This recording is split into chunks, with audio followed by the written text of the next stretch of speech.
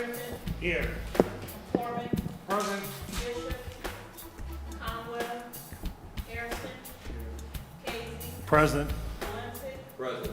Santana, Spencer, Mr. Chairman, we have a quorum.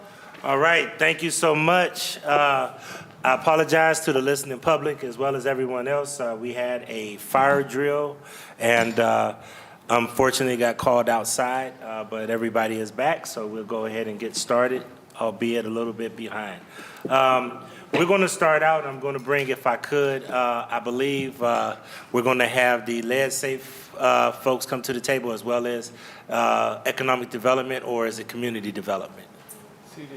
Community development. So it's Director Wackers and all of the community development team would have to come to the table.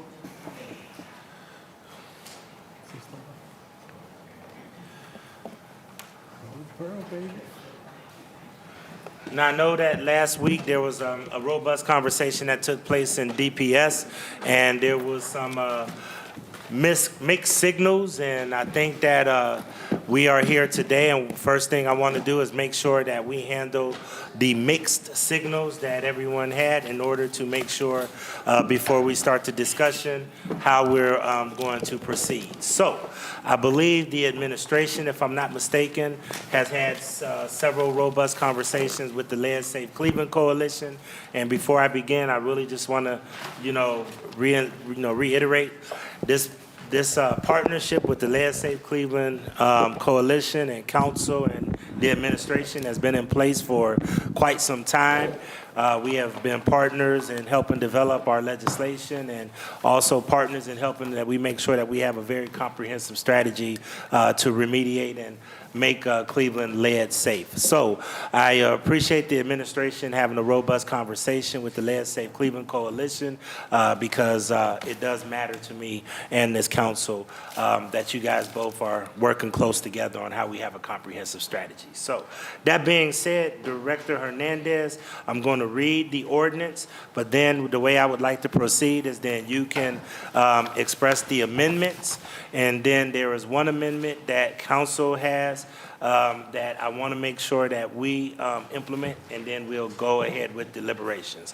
Director Hernandez, and is our attorney here? Is Attorney Roberts here? He's here. So Attorney Roberts, if you need clarification on the amendment, please let us know. Director Hernandez, please proceed. Thank you. Did you want to read the? Oh, I'm gonna read the amendment first. No, he'll be all right. Okay, all right, this is ordinance number 995-2022 by council members Hairston and Griffin by departmental request, an emergency ordinance to amend title and section 3 of ordinance number 119-2022 passed May 23rd, 2022, and to supplement the ordinance by adding new sections 2A, 2B, 2C, and 2D relating to directing a portion of the city's coronavirus local fiscal recovery fund payment by authorizing the Director of Community Development to enter into one or more sub-recipient agreements with the Mount Sinai Healthcare Foundation to assist with a lead safe program and authorizing the expenditure of a portion of the fund payment to the Department of Community Development for lead-related programming, administration, loans, and grants. Director, if you want to express your amendments, and then I will put the amendment that we are putting forth, and then we'll deliberate the piece of legislation. Yes. Thank you so much, Chairman, and to the council members here today. We are so excited to come to you on this auspicious first day of Lead Week. Yes. And so we are very excited about that. And we are here joined by many of the different members of the administration that touch lead, including our lead czar, Karen, is here. We are also joined here we've got our community development folks as well as representation from the Cleveland Lead Coalition. So with that, what we would like to present for you today are authorizing $13 million to Mount Sinai, and this goes to the, I'm sorry, you're. No, good, Okay. I'm listening. I'm making sure the mics are set up, Okay, so okay. go ahead. excuse me about that, $13 million to Mount Sinai. We are looking to allocate $3 million to address high-cost abatement and hazard reduction, including loans and grants to property owners, supplies, and staffing. And that will be done through the Department of Community Development to supplement those HUD-funded programs that we had a robust conversation on at DP&S last week. A new addition is for $1 million for lead-related code enforcement, including legal services, court and administrative costs. And I believe we have Sally also here as well to represent building and housing. She's always, can she come to the table as well? She's welcome to the table. All right. It's getting crowded. And so those are the amendments. Those are the changes that we are seeking to do here today, and we are all ready and available to answer any questions that you may have of us. All right, so before I go forward, I want to make sure I ask Attorney Roberts, is that sufficient for the amendments you need? Because I know that they're coming from the administration, and do we need to make sure that we have a motion and approve the amendments, or do I need to read them into the record and then make sure that we have this language in the document? Thank you, Council President. I assume that the amendments have been distributed to Finance Committee and all of council by email from this afternoon. Yeah, we do have to motion these. So the question is that I believe that there was language sent to everybody, and we do have them, but we do need to motion them, I believe. That's true. Okay. All right, so I need to get a motion from the floor if we want to accept these amendments. Do I have a motion? Councilman Kerry McCormick has put forward a motion. Do we have a second? Do we have a second? Okay, Councilwoman Spencer has a second, so it's been moved and seconded. Any discussion regarding the amendments that Director Hernandez has just put forth? Councilman Brian Casey. Thank you, Mr. Chairman. Mr. Chairman, to the Director, why are we doing this? Why are we taking the $17 million that we allocated to Mount Sinai and now breaking it down into 3 different segments? Director? Yes. So I am asking the folks around the table to please chime in. But we are doing this because we know that the need exists across many spectrums of the continuum. And so we are doing this to address what the Lead Coalition focuses on, which is typically the front end of the system, while also helping to support on the back end of the system for some of our highest need. And so this will help us to, it is all one goal accomplished through many different ways, and this is a multi-pronged approach to addressing our lead issues. All right, Mr. Chairman, to our lead-safe people at Mount Sinai, I'm assuming our lead-safe, somebody here representing Mount Sinai? Through the chairman to the councilman, yes, Enterprise Community Partners acts as the convener and manager of the Lead Safe Home Fund. And apologies for Mount Sinai, as there was already travel scheduled on their schedule, so I'm here representing them. So, Mr. President, to our representative, what is the $13 million being spent on? How is that $13 million going to be spent? The $13 million go through the chair to the council person, as when we first appeared before council, I believe back in May it was, when this was passed, it's for the exact same purposes. It will be for workforce development and expanding our workforce development. We actually have an active RFQ out right now, so there aren't too many details that I can give away in that sense because we have not awarded that, but it's through a public process. There are city officials that are on that review process. It is also towards to expand our grants to property owners. Those grants are also not just for landlords for the Lead Safe certification process, but also any other homeowner that would like to make their property lead safe. There's also a child care pilot that's embedded in that work. We're working on that RFQ as well to make our child care facilities lead safe. That's something we heard loud and clear. And relocation assistance is our very last RFQ that we put out that's still pending. So we hope to have most all of these, except for relocation assistance, up and running January 1st. And are those grants income-based? Yes, they are, through the chair to the councilperson, they are income-based. However, we heard also loud and clear, so that is the great function and value of the Let's Save Cleveland Coalition, that we are allowed to be flexible.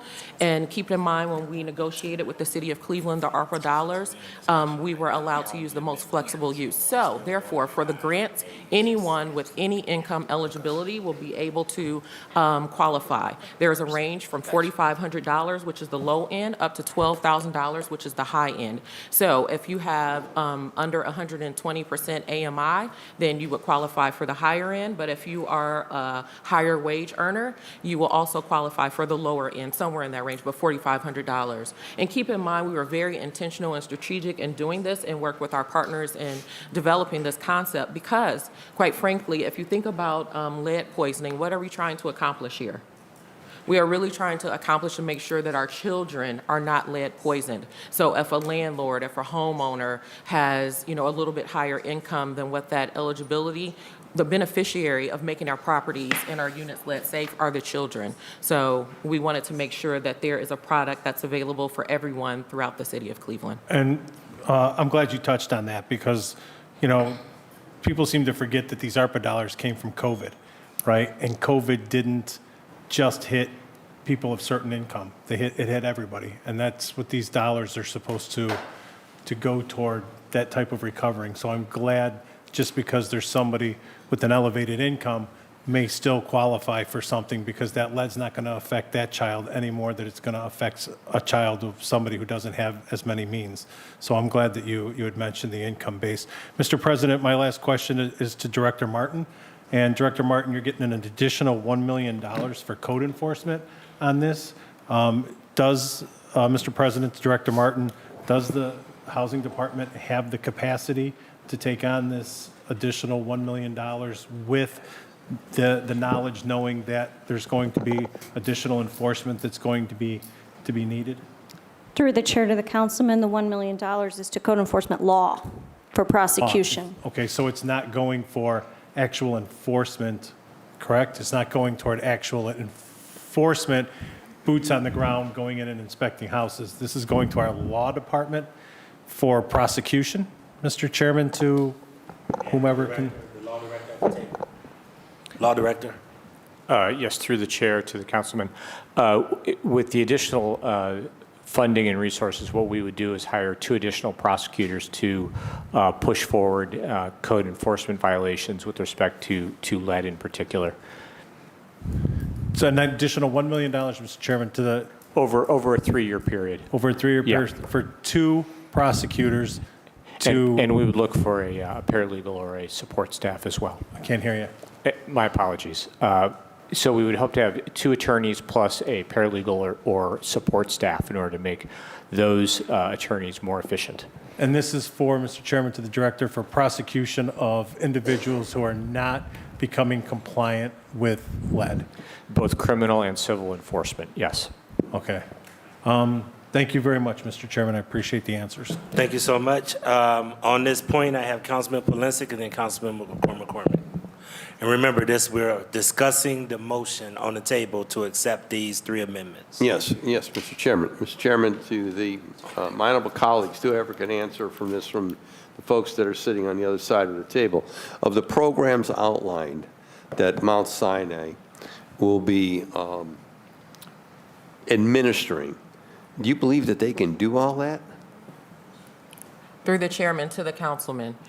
Quite frankly, yes. And keep in mind, so Mount Sinai is a fiscal agent, so who's actually administering it? So we also at Enterprise ask as a fiscal agent, we have administrators out there. We welcome the opportunity to come back once the RFQs and have been settled and the contracts have been issued to go into detail. We are bringing more administrators on board. Currently, right now, without the new funding, we have 2. EHW runs everything at the Lead Resource Center, and CHN Housing Partners currently runs our grants and loans program. We are bringing in, to be determined, an amount of administrators to get more boots on the ground in communities that are trusted partners in our communities to get dollars out the door. And this is why also it's so important, the proposal and the amendment that's being discussed, how we partner things together. It is very imperative that to get the money, the grants and the loans and the incentives and all the products that we have as a Lead Safe Home Fund out the door with also code enforcement. There is no way that property owners will really take heed to what is going on and want to spend the dollars unless we have a good ecosystem as far as enforcing the law to make people say, okay, well, guess what? I do need to use these dollars and I do need to get my property lead safe and in tip-top shape. And then also, let me also just add this, a clarifying point as well. In the extension of the programs, we are now extending the type of repairs that are possible. I know all of you know on the other side of the table how important home repairs are and different types of repairs. When we think about lead safe, these are interim controls. We are now increasing the availability of our product to lead safe repairs plus. So that means like if there's a porch replacement, if there's a lead hazard found at a window, we will be able to replace windows. So that is why we increased the grant amount, and we're also increasing the eligibility of what types of repairs. So the short answer is yes, I do believe we can get the Okay. money out the door. So, yes, Mr. Chairman, so is any of, you've indicated on several occasions now, grants, is there any stipulation, requirement that any of this has to be paid back at all? Because don't forget, after 3 years, it's gone. Right. And I've always been under this opinion that we've got to create revolving funds here. We've got to create a revolving door so we can do more.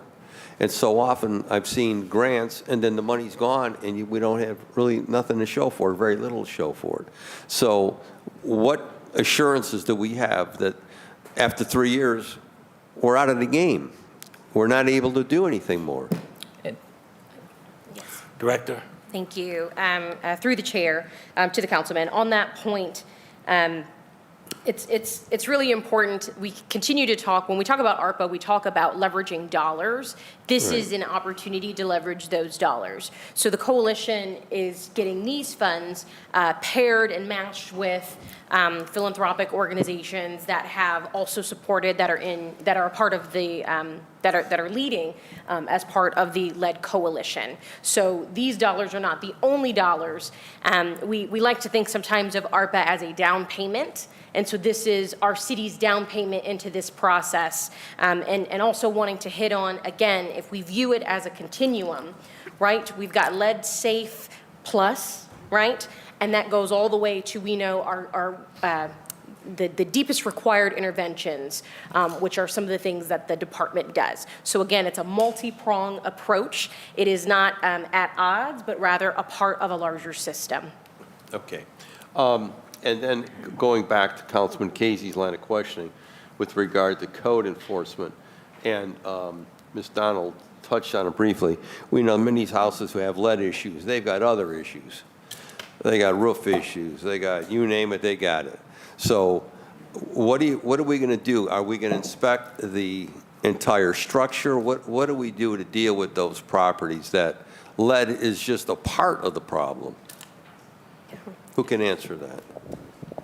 Through the chair to the councilman, the answer, in my opinion, is proactive code enforcement instead of the complaint-based system that we have now. Okay. Today, the beginning of Lead Week, we are launching our door-to-door property survey to give us a triaged assessment of the entire housing stock, and from there, we're going to try to pivot towards a proactive code enforcement process. So I think that's the answer. So we're asking people to register their property and have a lead-safe inspection every 2 years, and that's not, really doesn't have anything to do with building and housing, but we need to be able to follow up. So that's the goal, is to pivot towards this proactive system that would deliver that. Okay. I certainly hope so, because we haven't had one in my time in council, a proactive approach to code enforcement. So I hope that's going to certainly change. The last question, Mr. Chairman, is the $3 million for high-cost abatements. So, someone explain to me, what is that? Yes. Thank you. Through the chair.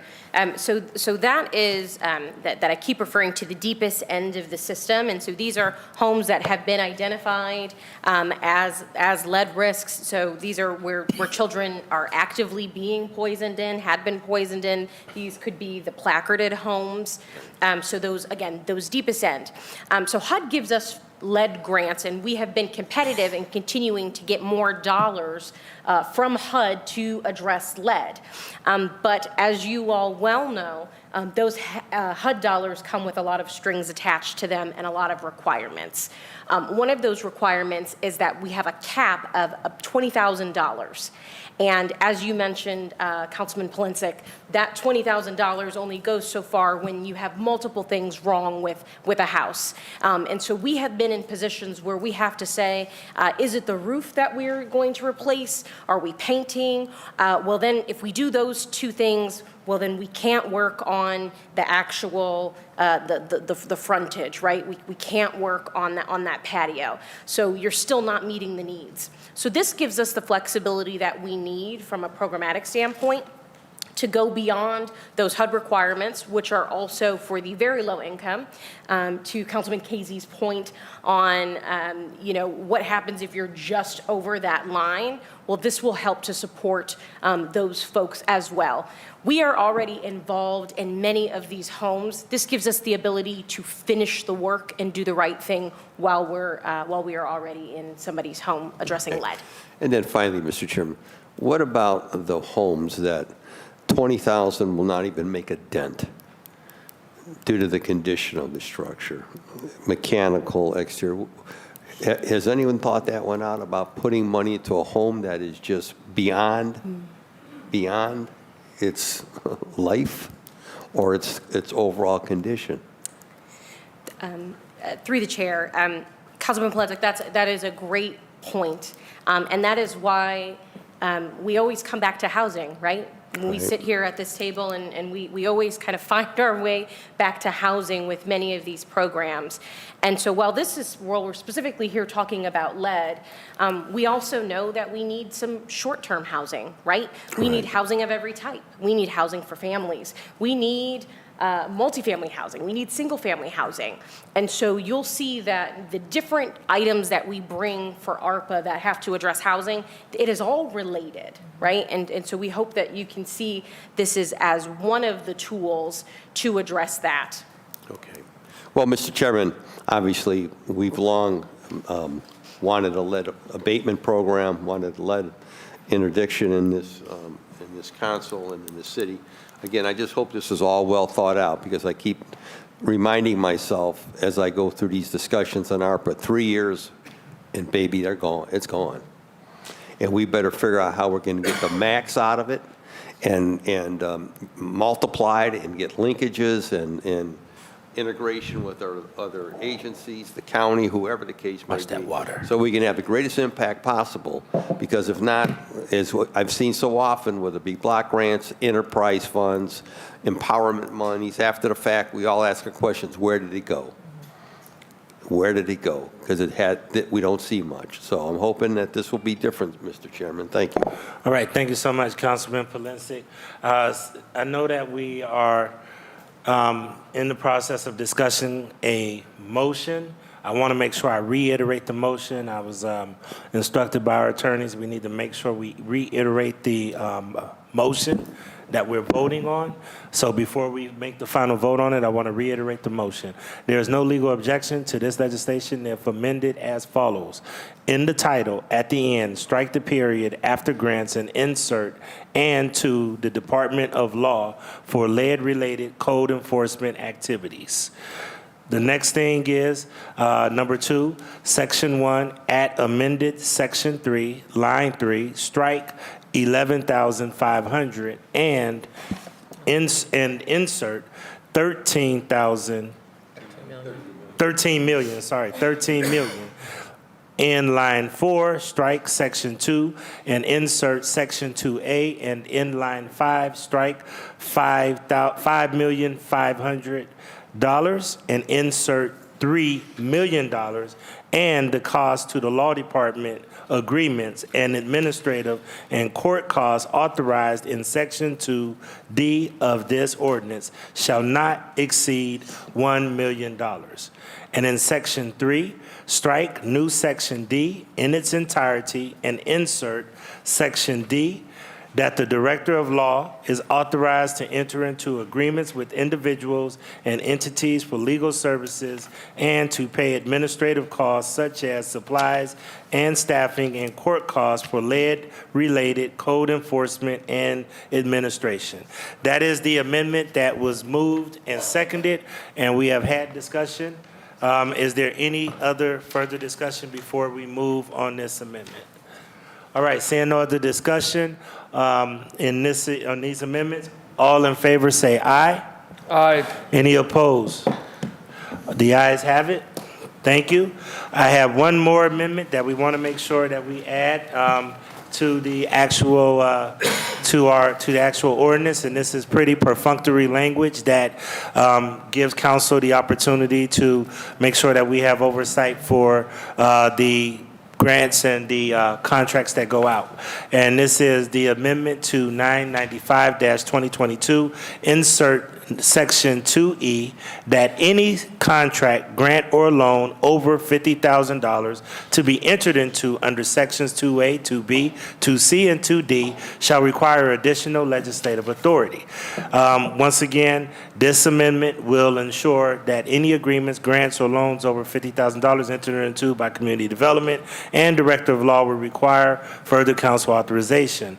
And once again, the $13 million that council will be working with Mount Sinai, they already have their amendments in place, and they already have an accountability structure to come back to us. So I'm asking if I have a motion to approve this amendment. Councilman Bishop moves, Councilman Polinsik seconds. Is there any discussion? Seeing no other discussion, all in favor say aye. Aye. Any opposed? All right. Now we'll go back to the general 995-2022 as amended. Are there any other presentations or any other questions that we have for 995-2022?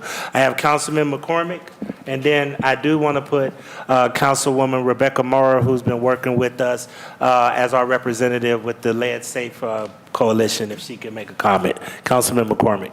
Thank you, Mr. President. And to reiterate the point you just made, as a reminder to the membership, we appointed Councilwoman Mara as our representative to the audit board and otherwise. So she is our frontline person in this work. So I was happy to relieve my seat and hand it over to her. So, Mr. Chairman, again, thank you. And I want to thank Director Hernandez and Donald here today, as well as their teams, for over the past week working together to ensure we came to resolution on this issue. And it seems like we have done that in a very productive and proactive way. So again, I want to acknowledge the director and the Executive Vice President, fancy title.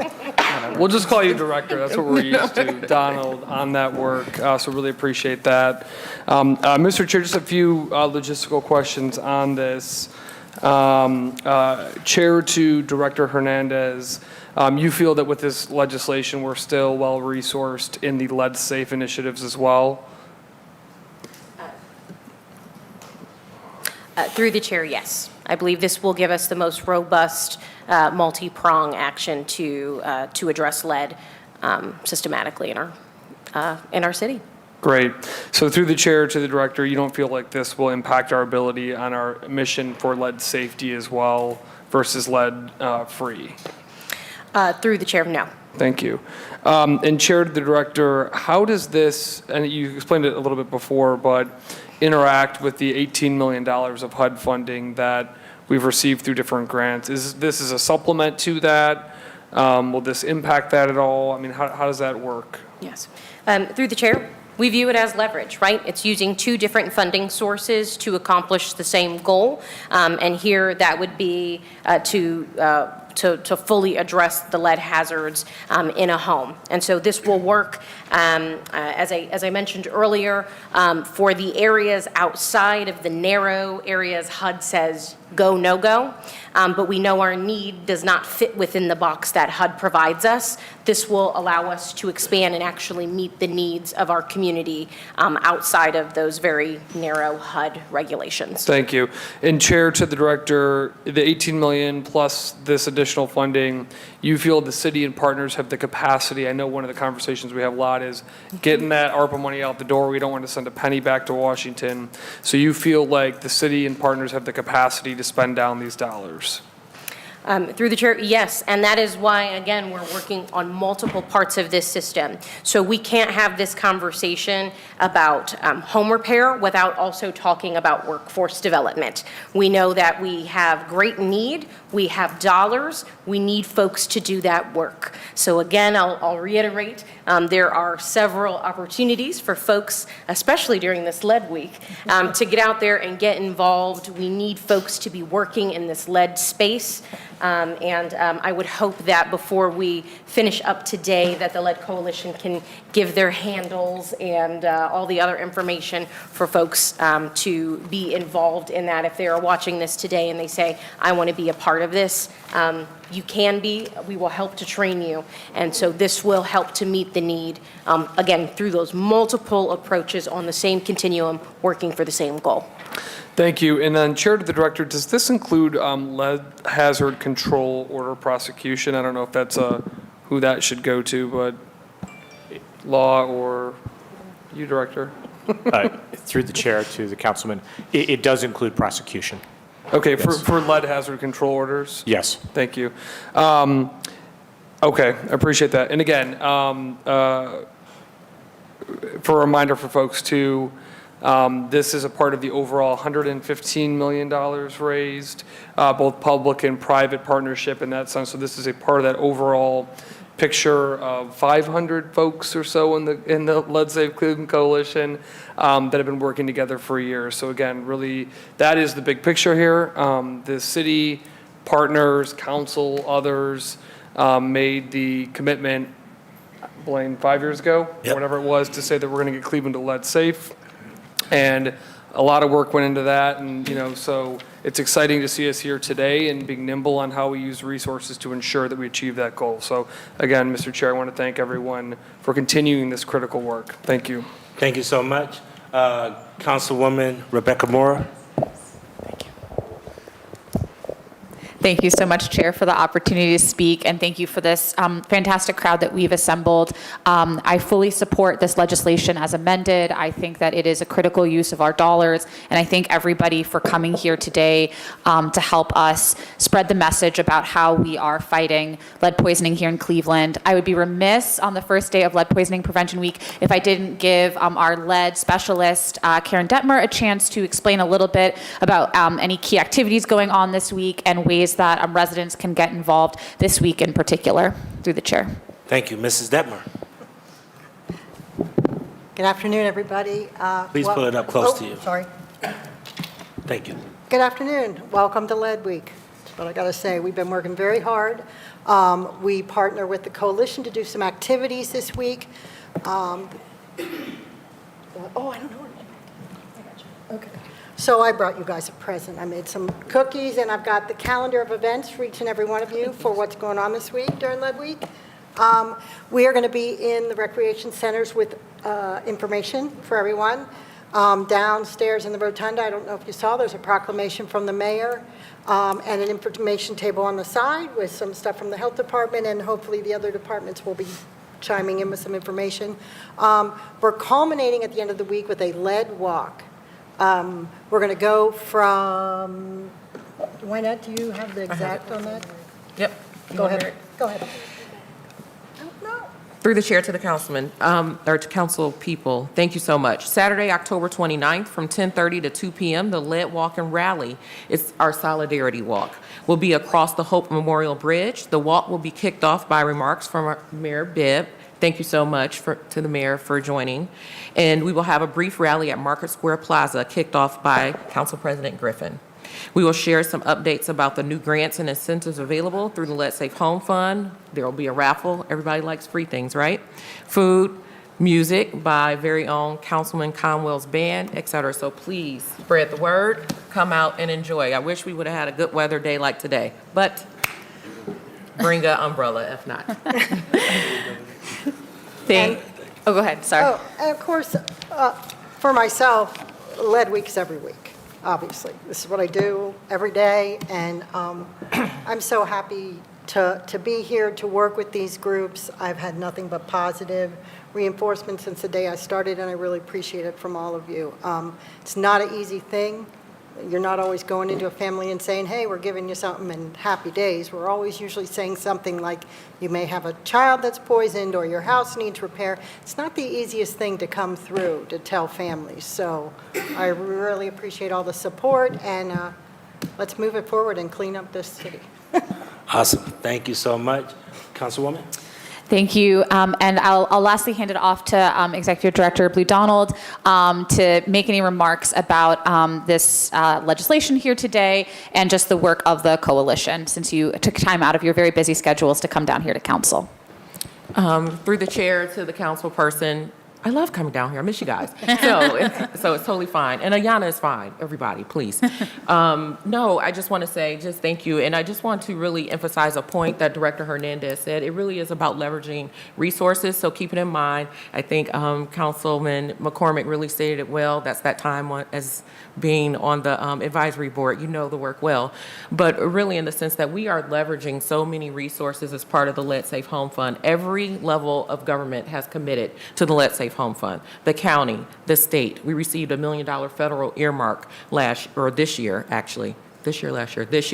So every level of government, every major philanthropic partner, funder in this city has made a commitment. So we are leveraging dollars. And so that's why this is so important in this piece of legislation, because also it gives the Department of Community Development the opportunity to leverage its HUD dollars as well.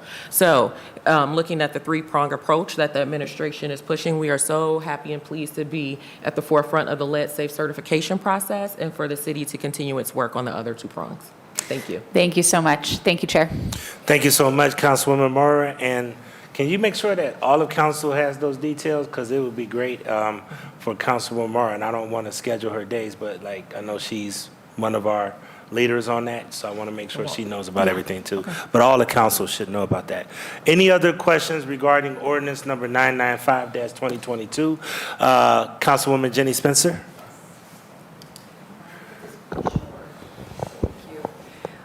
Thank you, Mr. Council President. With this esteemed group assembled here, I'd be remiss in not at least asking one question, but I appreciate all the work at the table today and all the updates from last week.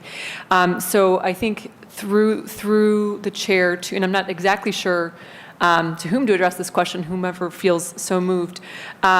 So as Councilman McCormick referenced, we have a much bigger pot of funds, right? So 115 million that we're working with.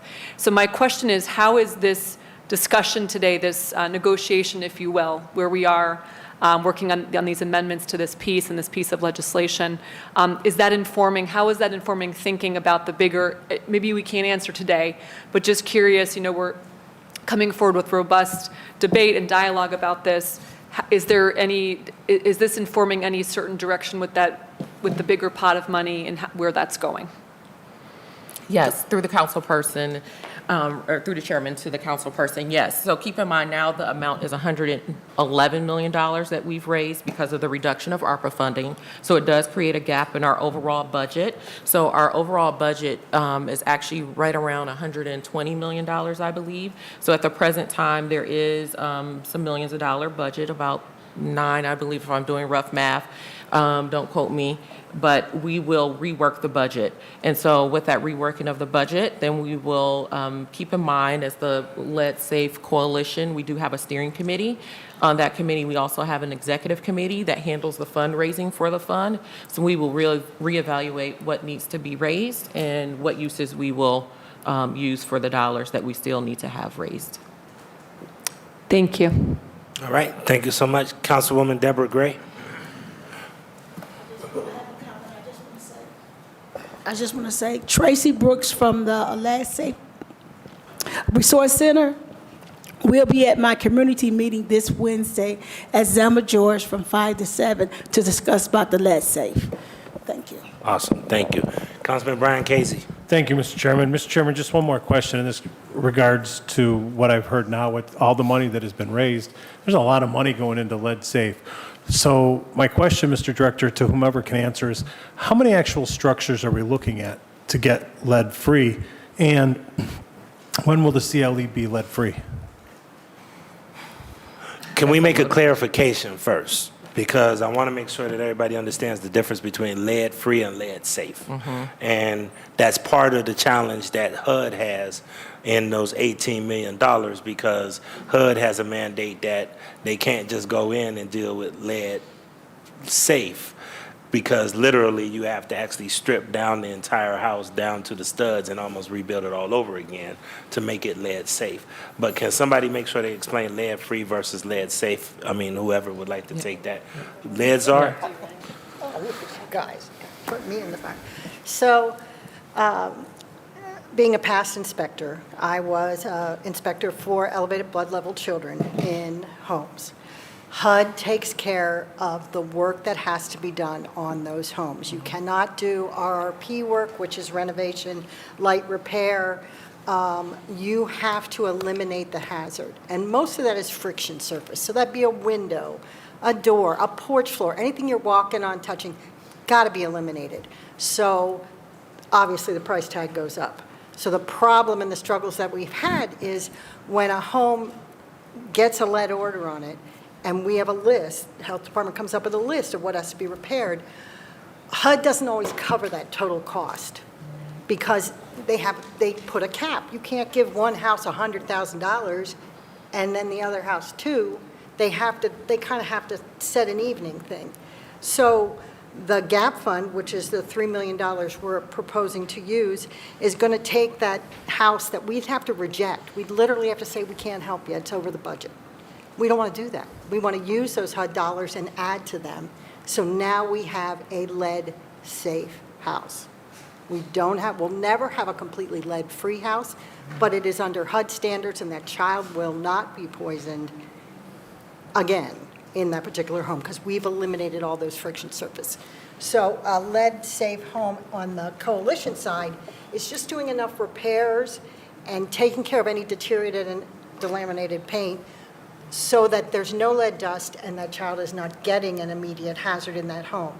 Now, some of these homes, and they're a good proponent of this and hope we move forward, could be a 20-year fix, which means it's almost as good as having a HUD renovation.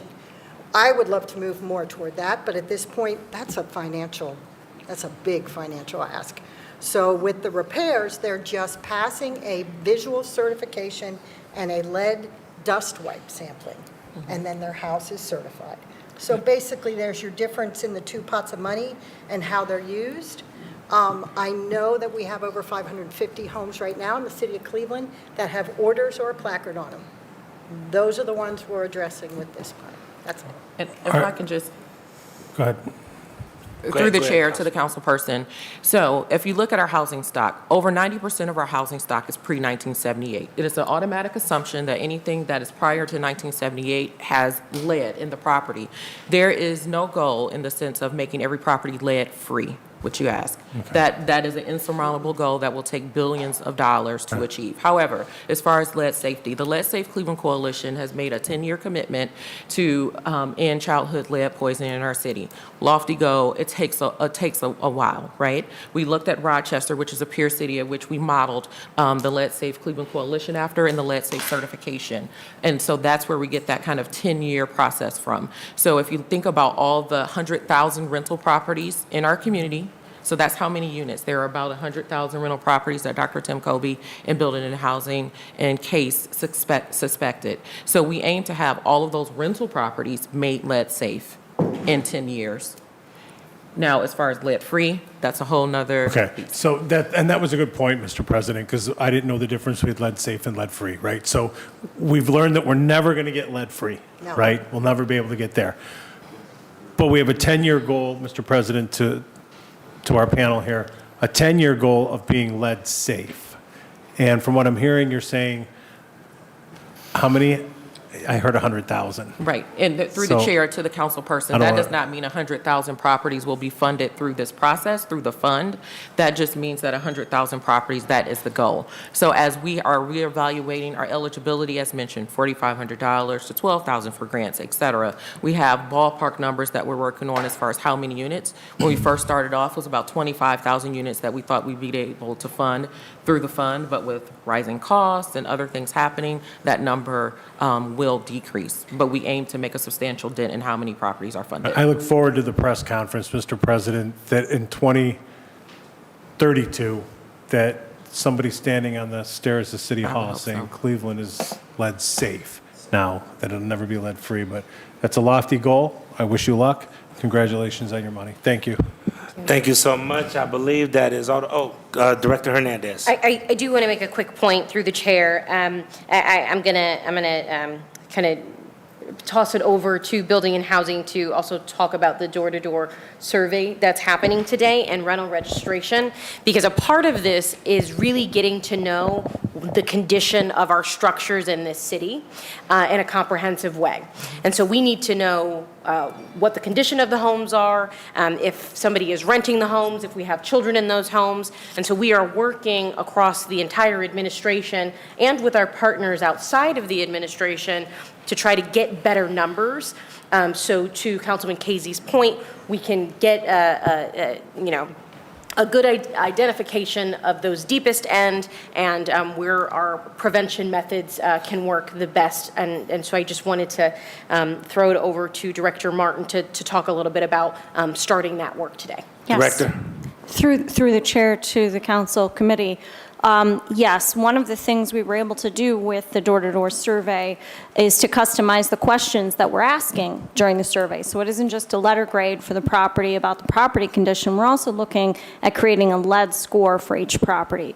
So we worked with strategist Denmer to develop a series of questions that our surveyors will be asking around lead and lead safety, so that at the end of this, we can triage where to deploy those resources most strategically. And then we have the Lead Safe Coalition coming in to help us do that with canvassing that they have staff to do. So yeah, we think it's an exceptional tool for this. Great. All right, so seeing no other questions, ordinance number 995-2022 stands approved. Please send those dates out because I want to make sure all council members get them. And then I do at some point in time, Ms. Detmer, want to make sure that we understand how this coincides with the infrastructure dollars to replace lead lines, because I think at some point in time, this council would love to hear how all of these different opportunities complement each other and how we're going to make Cleveland lead safe in the near future. We started out as just a piece of legislation and an unfunded mandate. Now we're at $115 million, a plan and partners with over 500 people and a group of people that are committed to make this happen. So thank you so much, everybody. Mr. President. Yes. Thank you, Mr. President. Just briefly, if I can, and I just really want to take my hat off to you and Councilman McCormick, who really led the charge with this effort from the city side. You know, I believe we also had the work of Clash that was happening outside of City Hall. And then we had the work that was happening inside of City Hall, and that was by your leadership, along with Councilman McCormick, who really got us to this point where we are, along with the other partners that are here today. And so we just should thank you to yourself, right? Say thank you to you and your efforts of really leading this fight and bringing institutions like the Cleveland Clinic to the table and said, hey, we need you here. We need you to make these commitments. So if it were not for you, Clash, and Councilman McCormick, we would not be sitting here at this table, along with the great partners who are here, Enterprise, Mount Sinai, and the Lead Safe Coalition. So thank you, Mr. President, for all your work on this issue as well. Thank you. Thank you so much, Councilman Harrison. And only thing I would say in addition to that, all of us are a team, so we all appreciate that. So thanks, everybody, and thank you to all of our partners for doing this as well. Thank you. Councilman Harrison is absolutely on point. Please sign up. I'm going to ask the clerk if he could come to the table.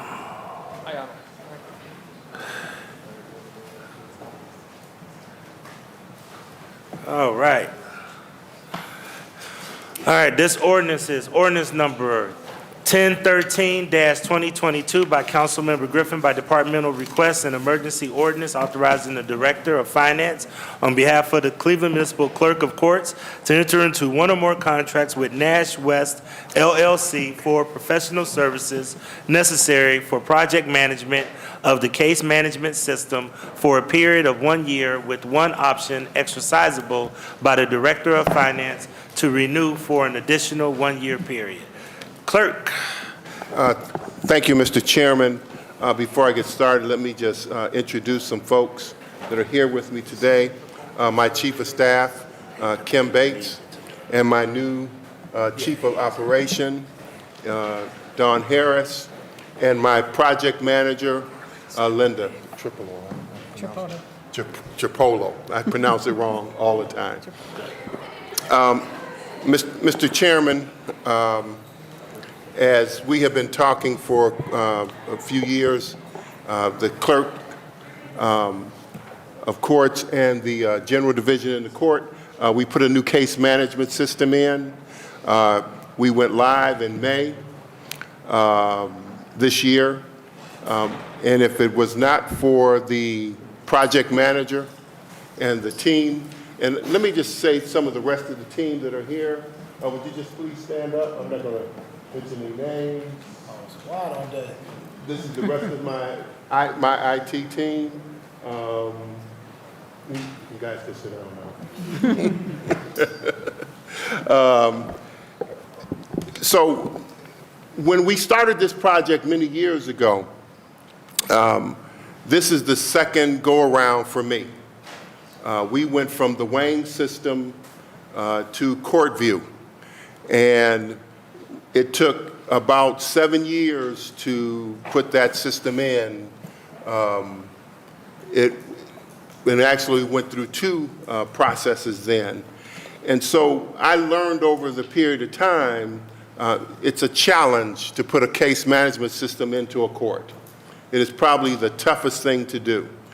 And so we wanted to make sure that we had the level of expertise, and so we put out a contract for a project manager, because the challenge too was the team that I just asked to stand up, they still had to maintain the operation of the system and work on the implementation of a new system, all at the same time. Linda's focus was on the new system. Now, what is a project manager's role in the implementation of a case management system? Her role is accountability. She leads this team on all the different processes, but her role is to keep the company accountable, which has been very tough. And I think if you remember during the Finance Committee, I indicated that, you know, there was some areas that I was not very happy with Tyler. And I'll give you something that you can all relate to. The Cleveland Police Department has been trying to put in what is called a Brazos system to go writing tickets from the police car into the court system, in through their system, into the court system. And I mentioned that during the finance hearing. And they haven't been able to do it. They still have not been able to do it today. Well, what's the problem for us? Because the case management system that was designed by Tyler, it was designed for the uses of the Brazos systems. So because of the talent of Rich Woodland, who I was able to bring on, who's one of the top interface developers in the country, he was able to create a system that makes it looks like Brazos is running, but it's not running, okay? So that way we can still process tickets in Cleveland Municipal Court. Our system is not stable. You may ask the question, we're still not stable at this point. And so Linda is leading the team, and I guess I will kind of throw it out for questions. And Linda, did you? Anything to add from anybody else on the clerk's team? All right. So just a couple of things. I want to make sure this is for $234,000, correct? Yes, sir. And this is to actually hire your administrator, or this isn't to buy software equipment. This is to actually pay for your personnel, person that's going to This run is it? actually for the company that, For the company? yes, and Okay. this company hires Linda, so she's the project manager. So She will be Nash the West hires Linda Yes, to put Nash together the West. system. And I should also say that the tremendous benefit in having Linda was that she understood the Odyssey system. And if it had not been for that expertise, we would have been in trouble. And so her expertise has really helped the court. And I also want to say that we all work as a team, from Judge Early all the way through the clerk's office. We, in the clerk's office, we're the engine. A lot of people don't understand it. We're 85%. Even though the contract is with the general division, the clerk's office is 85% of the system. And so we had one division in the court that we had worked going computerized, getting rid of paper. When we went live, that division wanted to go back to paper. Okay? Well, we had spent endless hours, this team, developing the queues to process everything to go from one person to the next to the next. And now when we went live, we had to go back to paper for that division. Now, how does that hurt us? It hurts us tremendously because our people are working, in some cases, working paper, some situations we're working paperless. So we're the engine that has to, we can't say no. So if a division says we can't do that, the clerk's office can't say no, because we have, we're a creature of the state, we are responsible to the state, and we're responsible to the legislature. And just one more thing. A lot of these companies that come in with case management systems, they don't understand the state of Ohio. And that's one of the, I know Linda's eyes went up.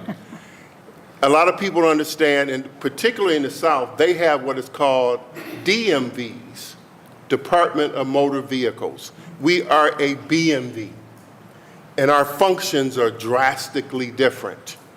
And so they have been having a hard time, even as I'm sitting here today, we are still don't have a BMV interface as I'm sitting here.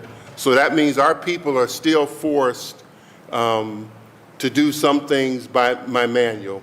And we have until January that it has to be, the interface has to work. So it's with Linda, it's, and this team that are making it work. And then I have Rich as the last backup to make the system work. Rich can potentially do it, but the danger is having his footprint on just about everything and holding Rich and some of these people that are part of this team. Rich has wanted to retire and leave us for quite some time, but I keep convincing him, to stay. He is one of the best in the country when it comes to interfaces, him and Robin, and this is the best project manager in the country. Okay, so just a couple of things that I want to make sure that I understand, because technology changes a lot. So is this technology from Nash West, is it proprietary? No, there is no how's- technology. The technology is Tyler, is Tyler. She is the project manager. So Nash West is hiring her as hires the project Linda, manager and to she run the Tyler. manages this team on its implementation. Okay, got it. But the technology is called Odyssey. Okay, got And it. it is owned by Tyler, a company out of Texas. So even though she's the project manager and you have, the person backing her up, are the other people on the staff that are able to operate this, or are they training other people as they go as well? Each one of these individuals have different functions. Rich's interfaces. Rich's builds interfaces. Registration holds. He had to go in and make modifications to the registration hold system. So his functions are different than Linda. Linda's the one that makes it all happen and then Rich and the rest of the team, and Mark and Jim is finances, and I'm probably going to miss somebody back there. Holly's in purchasing. So here's where I'm trying to go, Clerk. Each of these individuals have different functions. Okay, and I get it. I just want to make sure I understand. Here's where I'm really trying to go. You lose your rock stars. How are we going to make sure that these continue to operate? Do you have other people that they're training? How is the continuity going to stay in place? Even if Rich and Linda hit the lottery and move out, and we got to have another Rich and Linda, how is that being handled? That's why I'm trying to hold on to this team as long as I can to get this system past the stabilization, so it can operate without certain people. But we're always going to need, good people. And so, in today's times, my office is rated probably more than any other office around. I keep losing people to the Department of Justice. Next, I looked around at my parking director. He went back to the department. They came and got him. My finance, my accountants, Department of Justice, they pay more money than, the city of Cleveland. And so, I lose some people. But, I look at myself now versus years ago, I'm like a football coach. It used to be that there was a 4-year program and kids stayed 4 years. Now they stay a year and a half. So I have to plan and be prepared. And that's why I have such a good team. Right. And that's why I brought on people like Dawn, who's taken over functions to lead the clerk's office. Great, thanks, Clerk. I just know that it's a worker shortage out here, and I've been thinking that lately of how do we make sure we have backup plans throughout the city for a lot of these different departments, because we're losing so much institutional knowledge. And I know anybody think that they could do some of these jobs, but some of these jobs really have people that have been years in them, and that's what I really want to make sure is we're not losing too much institutional knowledge. So let me just be clear. Every time you put a new case management system in, you always have a certain amount of people that retire. They don't want to go through the process of going through the work that it takes to learn a new case management system. And that is the biggest challenge. I lost my attorney, and then I had to hire Franzetta Turner, I got lucky, who retired from the general division, and I brought her on 2 days a week, and I was able to bring her on, so she's been able to help. So it's today all you can do is, if you're in the hiring business, all you can do is keep your shield out and keep saying we're hiring. I mean, you see that all over the place. Got it. Thanks, Clerk. I have Councilman Brian Casey and then Councilman Kevin Conwell. Thank you, Mr. Chairman. And to the clerk, thank you very much for appearing here today. We appreciate it. A couple of quick questions, Mr. Chairman, to the clerk. Where's the $234,000 coming from? It comes from my budget. Okay.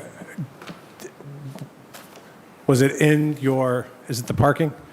No, it comes from my budget, my general fund budget. And was this already allocated during budget hearings when we heard them in February? It's part of the budget, the clerk of court's budget, the funds. We try to generate enough funds. Okay. So according to the summary, it says it comes from the general fund. So does the clerk of courts have a general fund?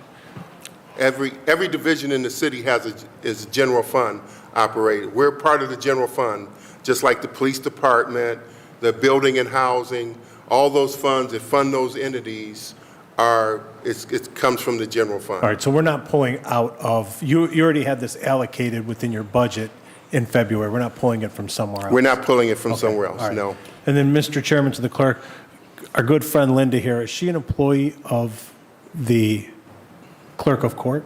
No. Okay, so the legislation, if you heard, when the president, she works for Nash West.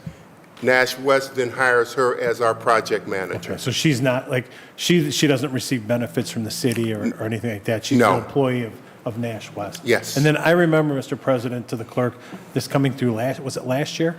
The year before? Yes. Was it last year? Probably last 2 year. Last year? Yes. Mhm. So the question is, Mr. Chairman, to the clerk, is that at what point are we going to get in the clerk's office somebody who's going to be able to do this without having to rely on Nash, right? I mean, at some point, obviously, this system is here to stay, right? So we need to find employees, and God, I mean, I wish you were with the city and not Nash, but at what point are we going to be able to have our own employee in the clerk's office that will be able to do this without relying on the third party to be able to come in and do whatever it is that Ms. Linda does? Mr. Chairman, we're hoping that it could be a year and a half to 2 years. That the system is not stable at this point. This system requires us to do more functions, our employees. At some point, we're going to have to look at how do we modify the system so it's more user-friendly. At this point, it's not user-friendly. For many of our employees, some of the functions that occurred under the old system now takes longer. The keystrokes are longer. So hoping that Rich stays, we'll work on APIs, and when that happens, you know, there could be some adjustments to the system, but that we can't get there till we stabilize the system. And Mr. Chairman, to the clerk, you're telling us that we've got a system already in place, correct? You went live in May, right, you said? Mm-hmm. And it's not stable, No, and your employees are having difficulty using the system because it's not, as you would say, user-friendly. Mr. Chairman, it's normal that there's a stabilization period for every system. This one probably is it's going to take a little bit longer, and we're being cautious in saying that it's stable and it's not stable. And we will get there. Our employees are working very hard to get there. So the answer is yes. no, our employees are And Mr. Chairman, to the clerk, you're saying that it could take up to 2 more years? Is that what you're asking for? not to stabilize the system. At least for the implementation of Nash to be here at least another 2 years and maybe it would clarify, Mr. Chairman, to the clerk, Let me just put it this way. exactly what is it that Nash is providing? The last time we put it was called CourtView. Right, I remember. It took 7 years to put CourtView in. Mm-hmm. It took 7 years to go from the Wang system to CourtView.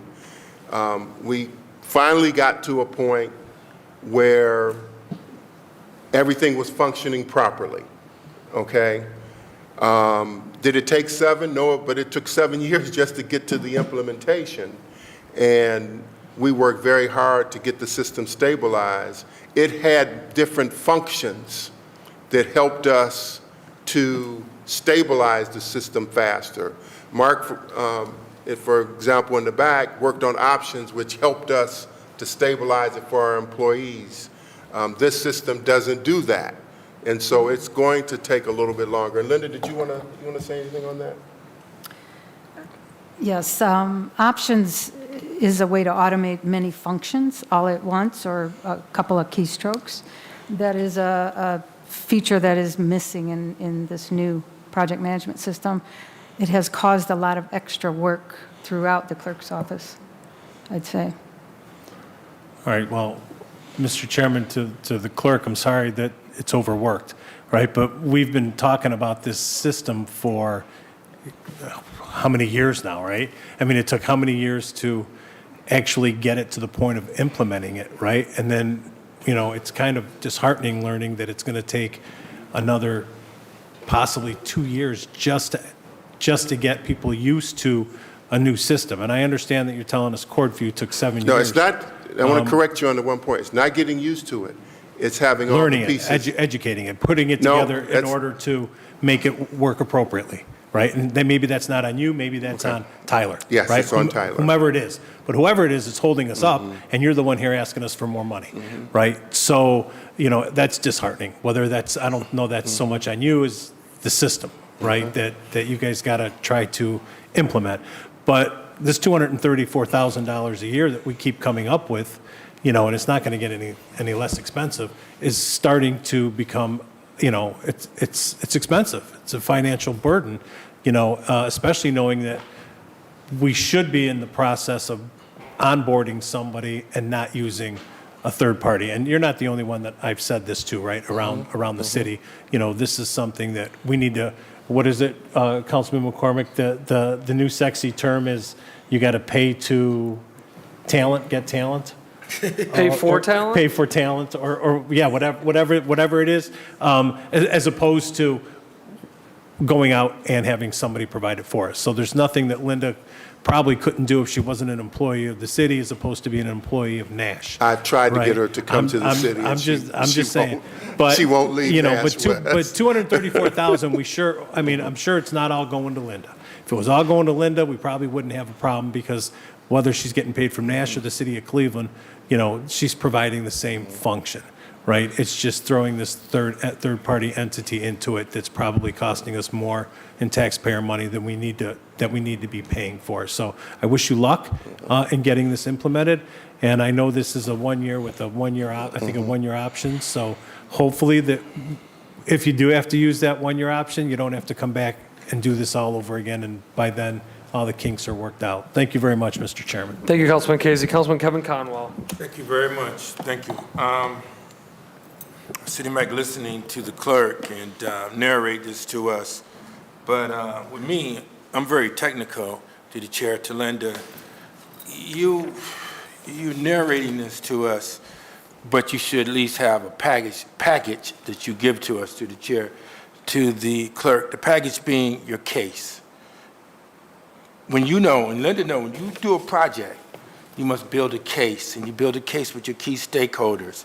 Then you give the case to the stakeholders. I have yet to see a case in front of me. I hear orally from the clerk, but the case is not here. The case has implementation of the project in there, and you don't have that.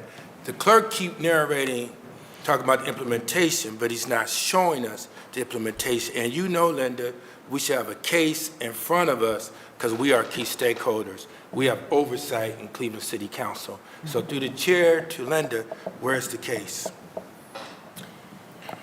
We have various project plans and priorities that we've been executing, estimate of hours, things like that. So we do have documentation to back up what we're trying to accomplish over the next year to 2 years.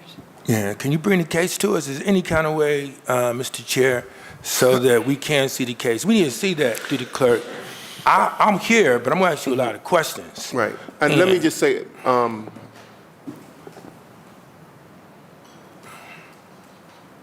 Linda is the project manager for our office, and the overall, got to remember what I said earlier, the contract is with the general division. Okay? And so a lot of what you're talking about is led by the general division. There's a director, and then there's an overall project manager for the clerk, for the court. But without Linda's expertise, I'm just going to tell you, I don't know if we could have ever gone live. We didn't want to go live when we did, but we knew we just had to do it. And if Judge Early hadn't stopped it in January, the company wanted to go live. Linda said, no, we're not ready. It's just not ready. And if you go live, she did the analysis of the risk of going live last January. And last January, they had no interfaces ready to go. So let me ask you this question. And so, just real quick, Mr. Chairman, I give you one really important interface. One very important is positive pay. What is positive pay? Positive pay is when we send out checks, people duplicate our checks. That's a risk. Okay? That's a risk. Well, no, we send out checks, and next thing you know, people are duplicating our checks and trying to cash them at money exchanges and places all over the city of Cleveland. But with our positive pay interface, it stops it, because the checks that we send out go into that interface. And so if somebody makes a check and sends it, we catch it and it's stopped. If somebody cashes the check and they did not check, then they are responsible for those funds. Okay? So those are the kind of interfaces that I'm talking about. BC&I, Bureau of Criminal Inquiries, those are interfaces that we have in the clerk's office that we have to make sure that it's done and it's done right. And if the company said, oh, we're ready to go. They weren't ready to go. They really weren't ready to go when we went in May. But we went ahead because we knew that sooner or later we had to go with it. And so we went ahead, with the leadership of Judge Early. Can I? Go ahead. I respect you, Earl, but I want to get back to Linda. I want to get back to her. In your case, when you built, who built the case? If we could just run everything through the chair, please. Mr. Chairman, to the Linda. chair. Let me ask her, Earl. She's the project manager. Yes. If she's project managing, let her manage. She's over your team. She's over the finance and all of them. And you brought her from expertise from Nash because Nash been doing this before. Isn't that right? So she knows how to build a case that she can give to us, City Council, who's their key stakeholders. So that's why I want to go back to ask her the questions. If I could get a clear understanding, so we're all sitting at the table, all my people can You're understand. supposed to know it. You're my buddy, man. But you're supposed to know. I mean, if you go, she know what I'm talking about. And through the chair to Linda, who built the case? I helped build it. All right, and you had who on your team to build the case? Because we're behind right now, and who's monitoring and controlling the case? The overall project for the clerk's office. Right. Not the whole overall But project. your project is the beginning and the ending, your Right. project, through the chair. So I've helped build that You did. with input from everyone. From the clerks, okay, and who were the people you reached out when you built this case to do this project? Users, my team, Mr. Turner, Kim, Don. All right, and who all on your team again? You got finance, because see, the clerk, who I respect a lot, he mentioned implementation, and the implementation is what? I don't know what the implementation is. That's what? Rolling out or putting a software in place with all the users that would use it. And that come from your case, right? Yes. Okay, and then who's over the planning of the project? Because see, they just mentioned we're behind time, so who's planning it? Who's doing the planning? Overall, it's the general division has ownership of the overall project. And so what tools are you using to manage the project so we can't be behind? You using Microsoft? What? Project management what? She know, Earl. Let her tell me. So I personally do use Microsoft Project, but what they're using at the other levels, I don't know. Microsoft management what? 18? Microsoft Project management management. 20? What? I believe it's 14 I have loaded. You use 14? The IT department loaded it. And see, with that, clerk, she using Microsoft, she got some tools in there monitoring and controlling, who doing the risk analysis, who doing all the job functions. It would be nice to bring that to council because your project is going to end, and that's what finance needs to do. That's the only way they're going to be able to measure this project is by going through Project Management 14 to know where you're at. Is that correct through the chair to Linda? If you bring that to us, then we can see it. I want to know. Hold on, if we could. I want to make sure. Hold on, if we could. I'm not with you. Hold on, I want to make sure that you get your question out, and then I want you to make sure you let the clerk answer. So please finish your question. Yeah. I just want to see it, Earl. And I'd like, And if we could, like can that. we all make sure Mr. that Chairman. everyone acknowledge each other by their Yes. titles? The clerk. yes, Mr. Chairman, thank you for your questions. I'd like for you to come, and anybody else, I've always extended even at finance when we were doing the budget, to come over and take a look at the operation, okay? So that you can understand, it's just not as simple as you just putting it into one small box, okay? There are many pieces and parts to this system. And I'll go back to, I'll use the BMV, Mr. Chairman. I'll use the BMV, for example, Bureau of Motor Vehicles, okay? The company has sent us a package. They sent us the BMV interface. I'm sorry. Rich and Robin they do what is called regression testing, Right.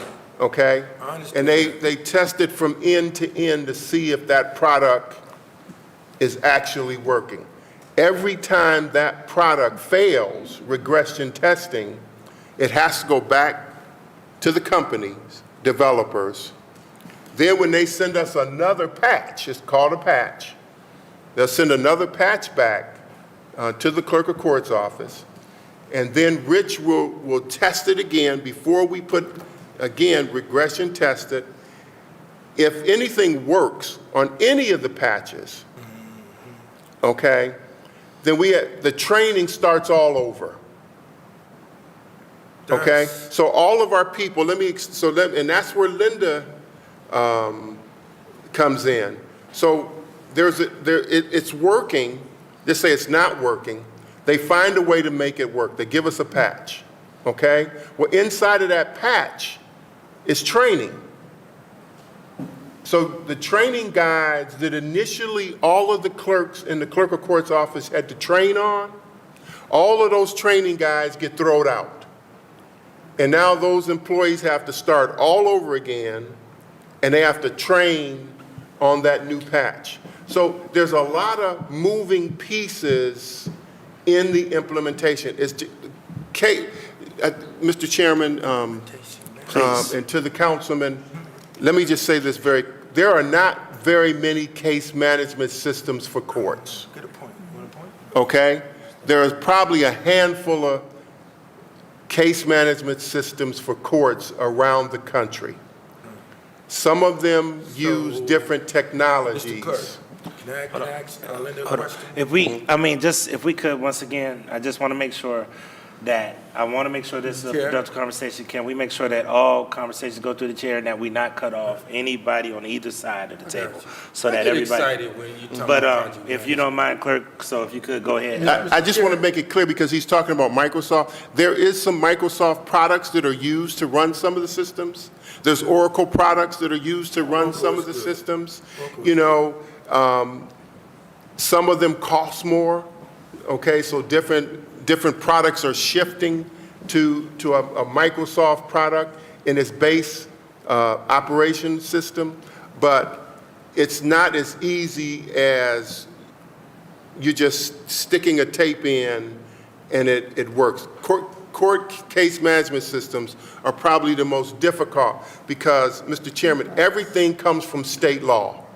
I understand. And everything all that has to go. So you take a system, which is Odyssey, and now you have to do conversions to convert all of that data over to a new system. There's so much work that has to go into it, Mr. Chairman, that it's challenging. And if you don't have a good team, you're going to be in trouble. So, clerk, I'm going to do this. Thank you, Mr. If Chairman. Councilman Conwell, you've opened up the invite to him, but I'm going to have Councilman Conwell give his. Yeah, and I'll close the project out. Here's the thing to the chair, to Linda. This training people over again, you know, you got 5 phases to a project. You got your implementation, you have your planning, you have your monitor and control. No, you got your execution before you do monitor and control, and you close the project out. Is that correct? That's correct. To the chair. So, training people over again, if you have somebody there on your project team to monitor and control that you're hitting your milestones or your dependencies before you hit your milestones, why you got to retrain people and we're losing money. So you doing a progress review, I don't know, monthly or quarterly, so you don't have to retrain people. Training dollars cost money through the chair to Linda. Somebody, let me finish with her, Earl. Okay. Somebody need to be monitoring, controlling that so it won't cost us any money. And that way, let me finish. So that way we can hit we could close the project out, and you're gonna have to take that Microsoft. That's the only way the finance department is going to be able to evaluate you. I'm hearing what the clerk says, I respect him, but you're gonna have to take that evaluation and share it with finance. Are we running to the end of the 15, clerk? We run into the end, but let her respond. I'll let her respond. And You then know the phases Talk and all about the that. training guys real quick. Yeah. and then we So, finish up. Through the chairman, we have put together training guides for just about everything that we do in the clerk's office related to the new system. Every time Tyler comes back through and gives us a patch, it has potential to affect one or many training guides, depending on what they've changed and how they've changed it. So we have to analyze all that through Rich's testing and any analysis of the patch. We have to analyze all that and understand the impact throughout the clerk's office. Sometimes, and many times, that entails some retraining of some sort. So due to the way the patches are put in place and what Tyler is doing with these patches, we very well may have to retrain. But you know, through the chair to Linda, training is ongoing. So you see, you're not hitting your milestones, you keep training, and it's ongoing, so that way we can save cost. Through the chair to, Mr. Chairman, I just want to kind of. If we could, because we got to wrap up this segment. And get to the next I'll slide. wrap it up. I'll listen to the clerk. Okay, I'll wrap it up. When the interface is developed, okay, it has functions in it. And we train our people. We have SMEs that learn it and they train it. Okay? What happens is it doesn't, if that interface doesn't work, then the company goes back and they try something else to make that interface work. Okay? And in the process, it changes the interface. So if we just say keep going, okay, and you don't go back and take that interface, okay, and you don't make those changes, and then you don't retrain on that patch. You're not retraining the whole, you're retraining the patch that they put in. If you don't, then later on you're going to find out you got a whole lot of problems, because what your people are trained on and what initially were trained on and what the new training is, if you don't train them on a new process, they'll be operating under old process, which will create all kind of problems. All right, clerk. Thank you. I'm done. Okay. I'll just be over there, clerk. Okay. And I think it'd be good, some value in a lot of us going to see that system. So if you open that up to any council members. I remember, if you remember, I opened the door for everybody to come. We'll make that point. To see our operation. All right. Thank you so much. Thank you, Councilman Conway. Councilman Harrison and then Councilman McCormick. Thank you, Mr. President. You know, this has been a bit of a whirlwind with this understanding this system, and quite frankly, it seems like this system is not just the system itself is unstable. Everything is unstable with this, from the individuals or not individuals, but the group who has worked to seek Tyler, who has all of it just seems unstable at this point. Mr. Chairman, I don't understand what he's saying. If we could, clerk, I apologize, you're an elected official, and we always want to make sure we do the deference. Okay, I'm sorry. And I want to make sure that we don't interrupt whenever we have questions. I apologize. As Go the ahead. councilman has the floor, and then we'll make sure. I'll come back on it. Okay, Councilman, please proceed. Thank you, Mr. President. As I was saying, that it seems that the whole process is a bit unstable. Just from the questions and the answers that I'm hearing that was asked by my colleagues and the responses, no doubt it seems that Linda and the core team knows what they're doing with how to bring this all together. But again, as we heard, that it seems that we need to have a larger discussion with the general division president as well to really understand where the breakdown has been. I have not heard anything through the chair to the team here regarding benchmarks that have they been met along the way? Have they not been met along the way? Who has and what has the discussion been with Tyler along the way to say, hey, you have not met these benchmarks. You have not, as we hear, that they have not did what they were supposed to do along the way.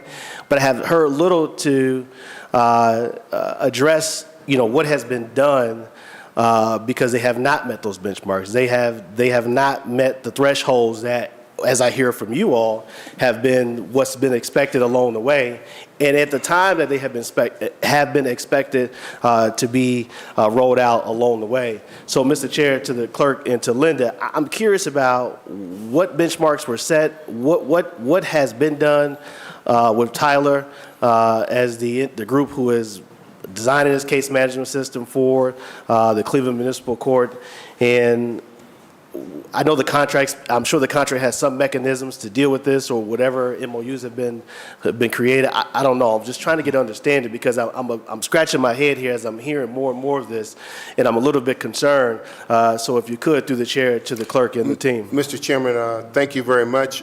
As I indicated earlier, the contract is with the General Division, Judge Early.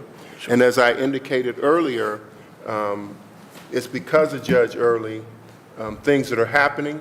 Judge Early has taken the point. She meets with the company on a regular basis.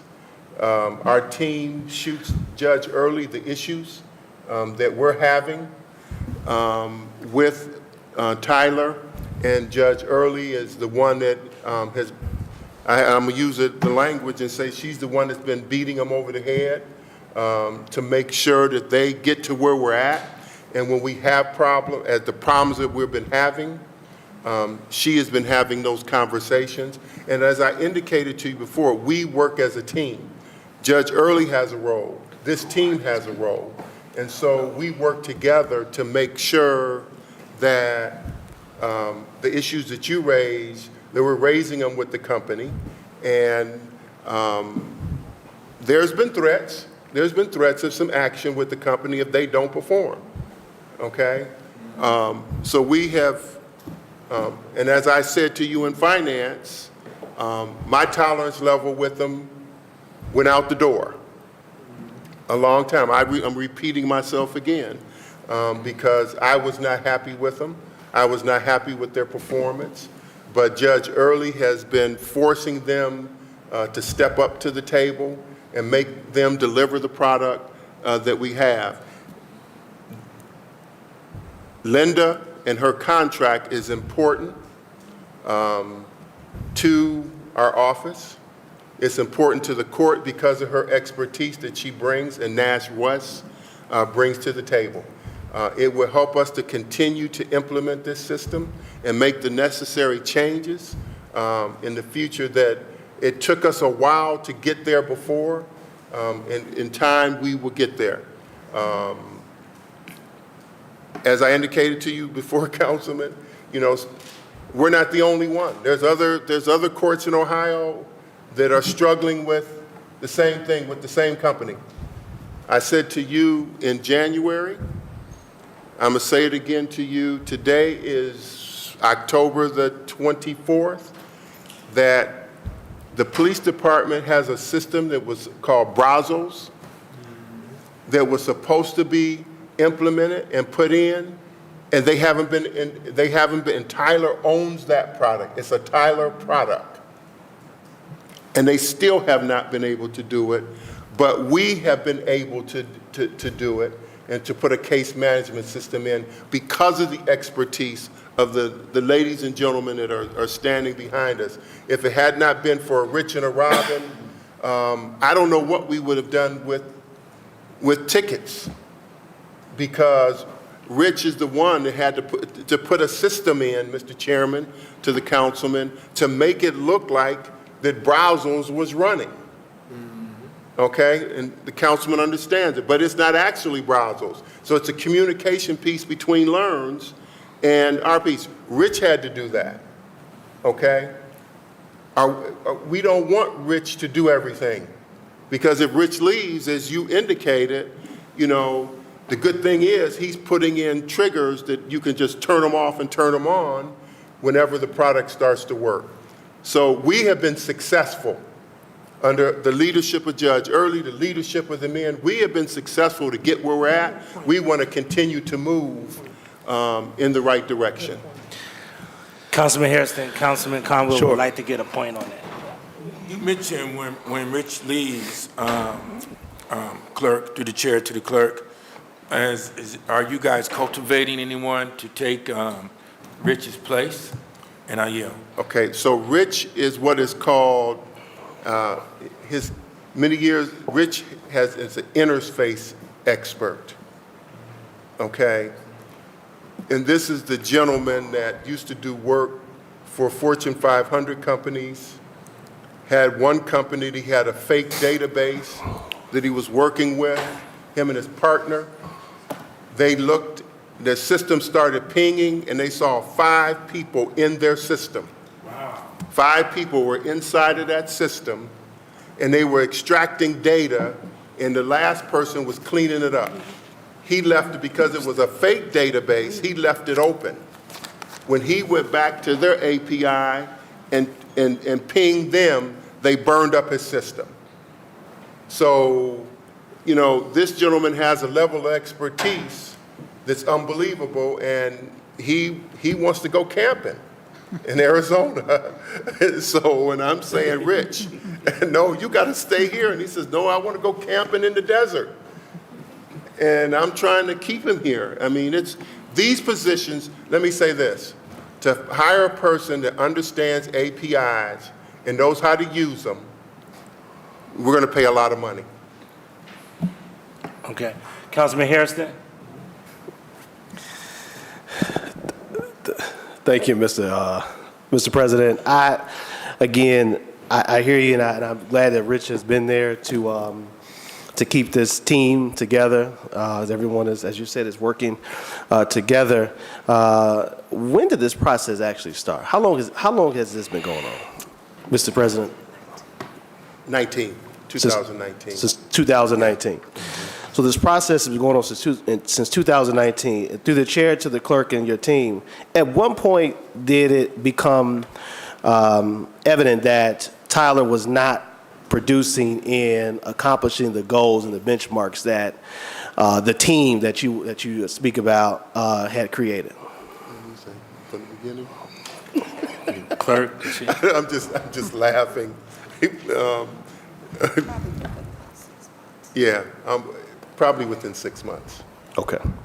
Again, the contract is not with my office, so I have no, I can't say I'm not going to do it. I have no choice but to do it, and I have to make it work. And it's just, the good thing is that I have an administrative judge that will listen to me. Thank you, Mr. President. So because you have an administrative judge who will listen to you, and you are the engine that keeps the court running, and you are an integral part of the process in the system, do you believe that maybe if we knew that they were having problems 6 months in and that they were not delivering at the onset of this contract, that at some point the team should have got together and one of the integral parts of the team should have said, or I don't know if it was said, that, hey, maybe we need to go in a different direction because Tyler is not delivering at the level that we want to deliver at. And yes, the contract is held with the general division, but as you've indicated, you are that engine. You have administrative judge who do listen to you and lean on you. And so I'm just curious, and I'm just asking the question to the president, to the clerk and your staff, if we knew that there was issues 6 months into this and we started this process, why didn't we pull the rug, and why didn't we try to go in a different direction? Mr. President, I'd like to finish. Mr. President, through the clerk and his staff, if we did engage Rich and Linda to say, hey, let's talk with the general division to figure out if there's a temporary fix, or is there something that we can do in the meantime while we go out and find other individuals to come in and help us do this right? Because it seems that Tyler, within the first 6 months, is not getting this right. Mr. President. Mr. Chairman, to Councilman Harris. Sure.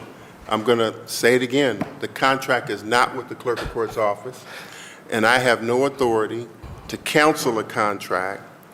And one of the reasons that the court looked at going to another case management system is because CourtView became expensive. Okay, it became super expensive because they pretty much know that there's only a handful of court case management systems out there, and it became very, very expensive to operate, and it was getting more expensive by the year. And so the court looked at the expense and said, look, to be responsible, we need to look somewhere else. And then there were some problems. You know, I don't want to talk about anybody. But some systems, this system, one of the things that they offer some benefits, okay, that CourtView didn't offer. And so the court felt that it was time to look at and go a different direction because of the cost associated with this, with CourtView. Okay. Councilman Harris. And thank you, Mr. President. I will wrap up my remarks. I think, you know, I've made it clear, and my colleagues have made it clear that there is some concerns from members of this committee regarding the overall, you know, stability of the system and not meeting benchmarks, or you know, the system has not rolled out in a way that we've heard that, you know, the team would have liked it to roll out. And I'm concerned that, you know, we are asking to put in $240,000 for a one-year contract for Nash West with the expectation that we will enter into this contract again after this one-year period. And I agree with my colleague that, you know, maybe we should offer the $240 to Mr. Rich or Ms. Linda here to stay and do the work. And I know, Mr. President, that Mr. Chairman, neither one of them, both of them are on, both of them, Mr. Chairman. Gotcha. I took Rich out to lunch, and I got him to stay. But he told me this is the last time I'm taking him to lunch. Linda don't want to go to lunch. Sure. Okay, and all I'm telling you is that there's a window with the level of expertise for both of these people, and we're trying to make sure it gets done within that window. And thank you, Mr. President. And finally, I think that this committee really should engage in a larger conversation with the court as a whole. I agree. Because the systems, we are pouring more and more money into the system, and it seems like that if it were not for a few pieces who are here today, that this system will, in large part, may or may not have come together. So again, thank you, Mr. President, for the time. Thank you to the staff and the clerk for your time. Thank you. Thank you so much. I have Councilman Kerry McCormick. Thank you, Mr. Chairman, and to the clerk. Just a couple quick questions, and I'm not as versed as some of my colleagues in the system, so forgive me. But the $234,000 request, is that a per year or for a 2-year total? It's per a year, and it could be less. Okay, up to 234. Yes. Okay. And Mr. Chairman, to the clerk, the 234,000, how did we get to that number? Is there a budget breakdown as to what those expenses are? We have from Nash West, we have a contract with them, proposed rates of service. Okay. So does that cover one employee, or is that? Just one. Okay. So, but again, I don't know what. I'm sorry, I don't remember your name. Linda. Linda makes a year, but I'm just curious as do we have a budget as to what? Mr. Chairman, guess how did what? we get to the how did we get to the 234 is my question. That was the budget amount that Nash West submitted to us for services. Okay, and within that budget, though, is there a breakdown of hours and supplies and all of that? She worked, Mr. Chairman, she worked so many hours a week, and my chief of staff documents all of that and submits it to Nash West, so we monitor it very closely. No, I appreciate that. I'm curious as to how we got to the 234 number that's being requested today through the chair. Because the Nash West submitted, that was their proposal. Okay. So, but within the proposal, Mr. Chairman, to the clerk, does it outline a justification for the $234,000? Kim? Could you speak into the microphone? And it's 243. I'm sorry, 243. My I numbers are off. apologize from the chairman to the councilman.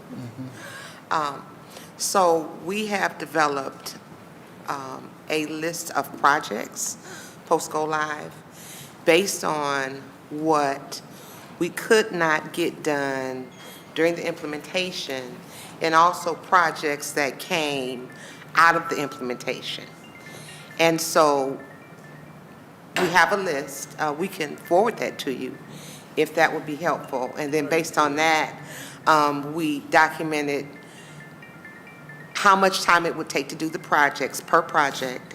And then we also documented how much of Linda's time we would have to do the projects. And it's not just Linda doing the project, she's overseeing it, but also overseeing and training the team that is behind us so that as she leaves, they can continue to move forward. Okay, thank you. So, Mr. Chairman, I'd request the budget in that proposal that justifies the We'll give it to you. 243. That's fine. Chair, we have no research staff right now? We're good. We got a. Okay. Thank you. And then On that point, Councilman Conway. Okay. Yeah, I would like to see the budget as well. And when the chief of staff, through the chair of the chief of staff, she mentioned on the list of projects. I know that you could do 2 and 3 projects. You could do overlapping projects together. I want to see the projects when we do overlapping projects. All right, thank you. We'll make sure that we have both of those together, overlapping projects and the budget. In the budget to get to the 243. Thank you. Councilman McCormick. And then Chair to the. Can you guys provide that to, we were going to have a contact person for you to provide that to. Where they were. Thank you. Chair to the clerk, is this required competitive bidding, or is this a direct award contract? It's, Kim. It's a direct award, mostly because the skill set that Linda has, she not only has the expertise of knowing Odyssey because she has implemented this system in other courts in our state and throughout the country, but she also had the expertise of CourtView, which we left, because she also implemented that system in other courts throughout the country. So she brought both of those skills together, which we needed to move and transition from CourtView to Odyssey. Okay, thank you. Yeah, we're not used to just having a vendor at the table, so that's why I'm curious about that. Okay, Mr. Chair, again, if I could get the budget breakdown to justify the 243, I'd appreciate that. Thank you. Thank you so much. And seeing no other questions, ordinance number 1013-2022 stands approved. Please sign on. Thank you, clerk. Thank you to the clerk of courts team. Mr. Chairman, if anybody wants to come over, you're more than welcome to come over, take a look at the operation and see exactly what we're talking about. It's a lot more complicated than many of you think. We kind of get that sense, but I think we do want to see that. Thank you so much. Appreciate you. Thanks, clerk. Thanks. Appreciate your whole team. All right, I'm going to bring up, this is, I believe this is capital projects. Ordinance number 861-2022 by council members Hairston and Griffin by departmental request, an emergency ordinance to amend various sections of Chapter 3116 of the Codified Ordinances of Cleveland, Ohio, 1976, as amended. I don't see anybody. Oh, here you come. Mr. Romero, you're representing this one? No, sir. Who's representing this one, 861-2022? Okay, I'll come back to that because need to know who's representing that. I'm going to go to ordinance number 1009-2022 by council members Conwell, Hairston, Bishop, and Griffin by departmental request. I believe this is capital projects. An emergency ordinance authorizing the director of capital projects to enter into an amendment to contract number PI 2021-02 with Perk Company, Inc. for the making of the public improvement of rehabilitating East 105th Street from Green Lawn to North City Limits to increase the cost of certain unit bid items due to a significant increase in crude oil materials occurring during the extension of such public improvement. Please proceed, Director. Mr. Chairman, thanks for hearing this today. It's regarding our way to move forward with the completion of the East 105th Street rehabilitation project, and that's between Green Lawn and then the North City Limits. Through the course of the project, as we all know, cost of materials has increased, but what's different here than other contracts that we have, this is the first time we've come to council with this type of situation, is that the city had to stop work on the project, which Rick will explain here in a second, and that sort of triggered the ability for the contractor to make a claim for increased costs of asphalt, which is related to the crude oil increase of cost. So why don't we go through the scenario, the facts with Mr. Switowski. But again, I've heard loud and clear from City Council, hey, you sign a contract, the contractor should make good on that price, whether their costs go up or down. The difference here is that the delay was caused by the city, or, we requested a delay of the project to resolve some issues. So with that, let me give it over to Rick to give some facts here. Commissioner? To the chair, this project was, notice proceed started in February 2021. It's about a mile long. And within that project, there was about well over half, 2,700, was a sewer project. And that sewer was installed about 17, 18 feet in very, very soft material. From the get-go on the installation of that sewer, we had issues with the ground and how it was reacting and losing the roadway.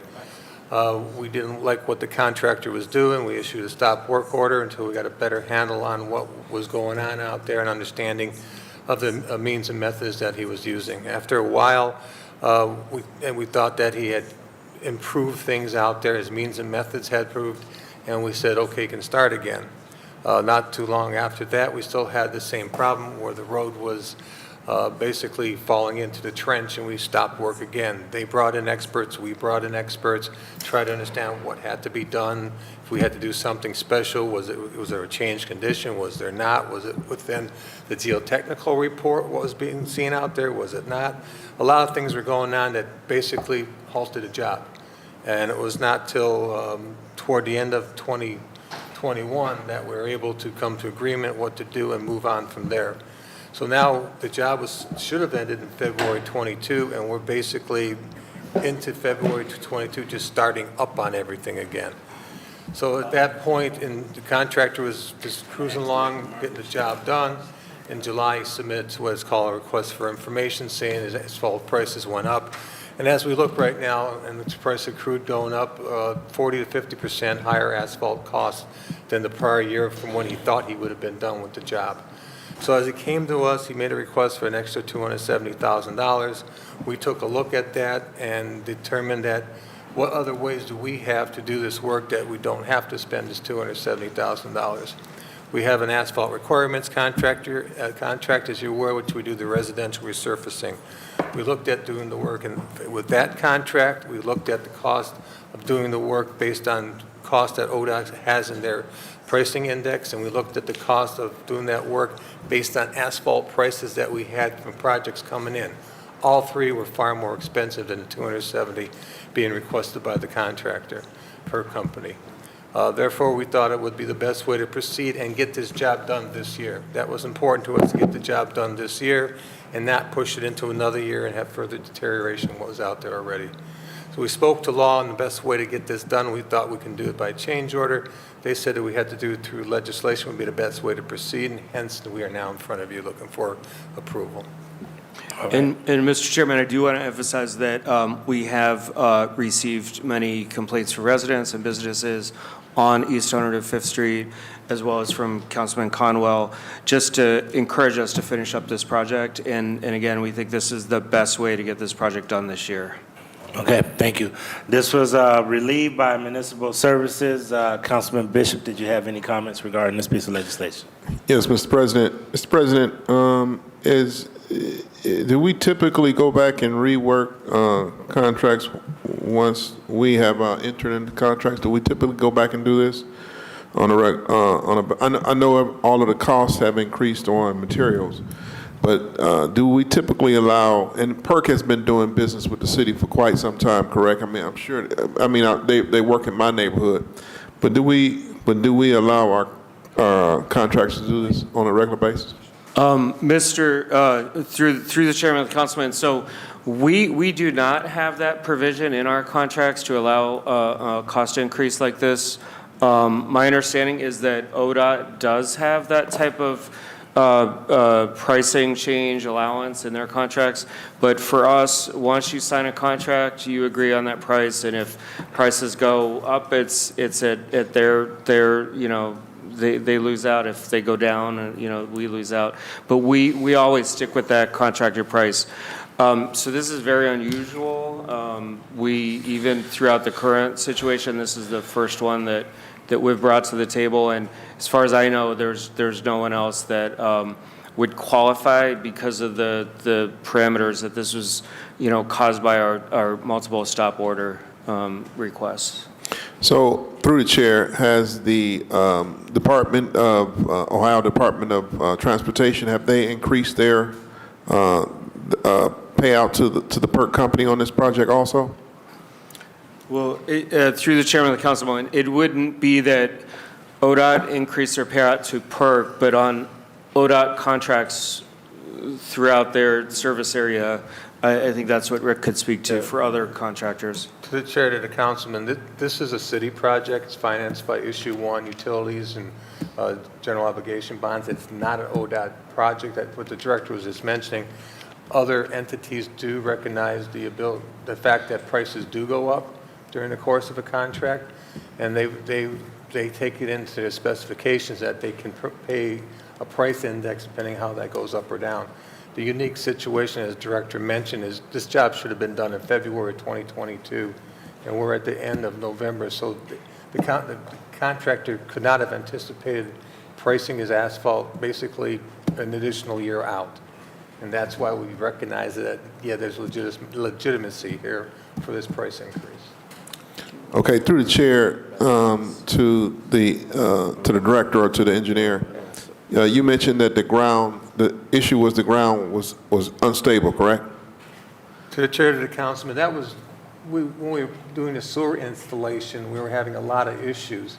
And the ground was, as they opened up the ground and the method they were using, yes, we're having material slough into it.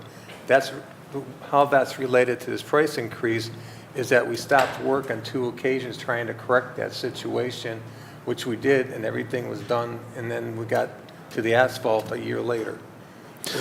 Okay, through the chair, now who fixed this, what contractor looked at the stabilization of the ground? Was it PERC or was it a different contractor? To the chair of the councilman, this is all PERC, yes. So PERC did the... We were inspecting the contract, PERC was doing the contract. So we, through the councilman, through the chairman of the councilman, so we had, PERC had one opinion on how it should be done. We brought in our folks to give another opinion of how it should be done. So we basically had two experts, if you will, with a difference of opinion on how to keep that area secure so that dirt didn't just keep going into the pit. So are we, through the chair, are we confident that this issue is resolved before we go ahead with the final project? To the chair of the councilman, yes. All right. Okay, thank you, Mr. Chairman. All right, thank you, Councilman Bishop. This is in Councilman Conwell's ward. I don't see him. I'll go to Councilman Casey. Thank you, Mr. Chairman. Mr. Chairman, to the director, how much was PERC awarded for this contract to do this work? Through the chairman of the councilman, this contract was $1.1 million for, did I get it wrong? $5.9 million. So $5.9 million is what he was awarded for the contract. And I know we just had a caucus meeting on community benefits, but he's coming back, or PERC is coming back, looking, Mr. Chairman, to the director for an additional $270,000. I spoke about this at the last finance meeting. All these people are coming back to us looking for increase in money because the cost of whatever went up. Unfortunately, that shouldn't be our problem. They bid it on the contract. They were awarded the contract. They were awarded the contract for a certain amount of money. I understand things happened in this situation. However, you know, if they would have gotten done early, you know, under their cost, they wouldn't be giving money back to the city. Correct? What if the price of asphalt would have went down? And they wouldn't have had to pay as much. They wouldn't say, "Hey, City of Cleveland, you guys are great. Thanks for awarding us the bid. It didn't cost us as much. Here's $270,000 back." Right? So this is my issue with, you know, and this just isn't you guys, right? And I think you heard me speak last week at Finance regarding this. You know, we're seeing this across the board of all these people who've gotten contracts and bids and been awarded. Now everybody's coming back to us looking for more money because the cost of things are going up. It's not our, you should have thought about that, right, beforehand. I have issues, you know, awarding them additional $270,000 on a $5.9 million contract. What happens if we say no, Mr. Chairman, to the director? Are they not going to fulfill their contract? Through the chairman and councilman, yeah, they're not obligated to finish the job. And then what happens with the 5.9? Then are we in negotiations and legality because they don't finish the, hang on. Mr. Chairman, to the director, how can they not fulfill their contract if we don't increase it? To the chair, to the councilman, I'm not an attorney, but I have enough. I'm not either. I've had enough experience with contractors and going to court and things of that nature and threats to go to court. They would probably say the city's in breach of contract during the course of the job. They'll argue that our stop work orders caused them to be delayed, and as such has caused them issues that they want to recover money for. They have an argument. All right, and Mr. Chairman, to the director, how many contracts does PERC have with the city? Guesstimate. More than this one. More, through the chairman and the councilman, more than this one, I couldn't speculate. Right, but it's a lot. It's a lot more than 5.9 million across the city that they've gotten. And this is, you know, in my opinion, Mr. Chairman, to the director, this is, you know, strong arming, right? For $270,000, and in a $5.9 million contract, that's not a lot of money. But now we have to go back and justify to our people why we would give a big conglomerate like PERC an additional $270,000 that we know they could probably afford to do it anyways, knowing that they've got contracts out there, knowing that they're probably going to get more in the future, right? But I would hope that you would keep this, Mr. Chairman, to the director, in the back of your mind the next time PERC decides to bid on a contract. And I understand that there was unforeseen circumstances, but that's what they were, and that's how they should see it too. They were unforeseen, and it wasn't really at our fault either because nobody anticipated the street caving in, right? It wasn't our fault, right? It wasn't their fault. It was just an act of God. So there's your defense in court, Rick. All right, it's an act of God. So I'm skeptical, Mr. Chairman, because where do we stop this? I'm seeing it a lot in utilities with, you know, chemicals that are coming through.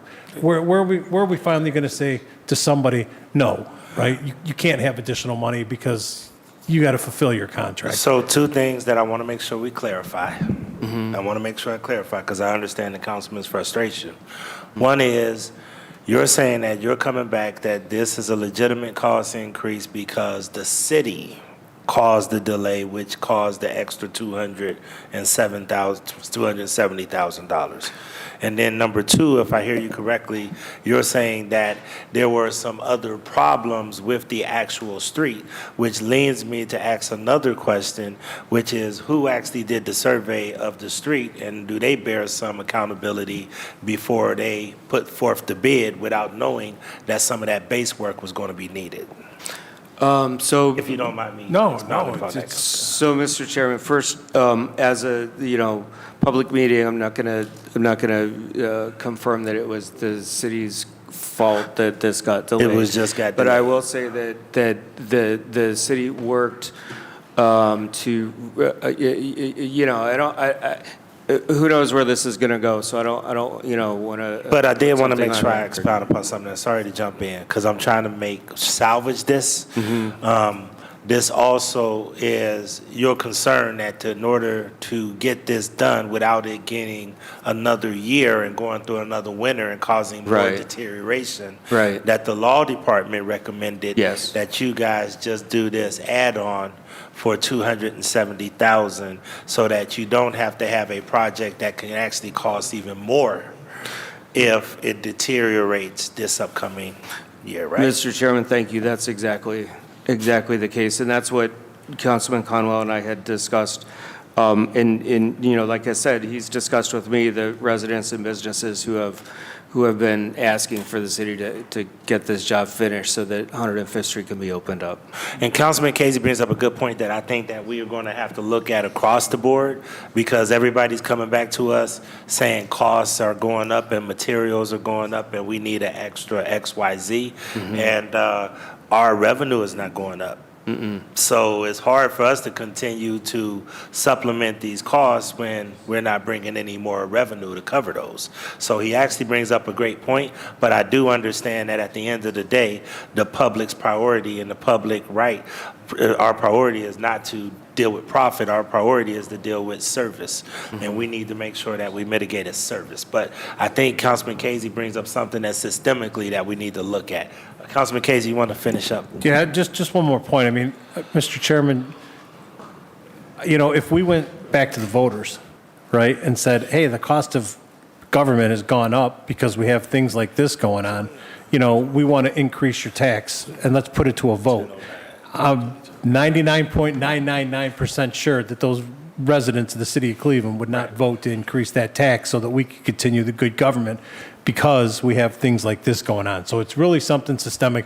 And Director, this is not directed totally at you. I think you know that. I think that I'm frustrated across the board because we keep seeing this come to the table and we keep doling out more money, especially to somebody who has been a good partner to the city with construction, and it's over $270,000. It's almost an insult, you know, them coming and asking for that instead of fulfilling that contract, knowing the money they've made off the city. And they've done marvelous work. I'm not saying they haven't, but, you know, sometimes, you know, there's got to be a give and take, right? And, hey, thanks for the additional 270, you know, we got to move on to the next project. Thank you, Mr. Chairman. Thank you, Councilman Casey. And I do want to, Joe, if we could recognize that. I got you, Councilman Conwell. If we could recognize that, because I do want to make sure we start keeping track of change orders and those kind of things, because I do think that those are starting to creep up on us a lot more. And we don't have a sustainable process to continue to do that. Councilman Polensek.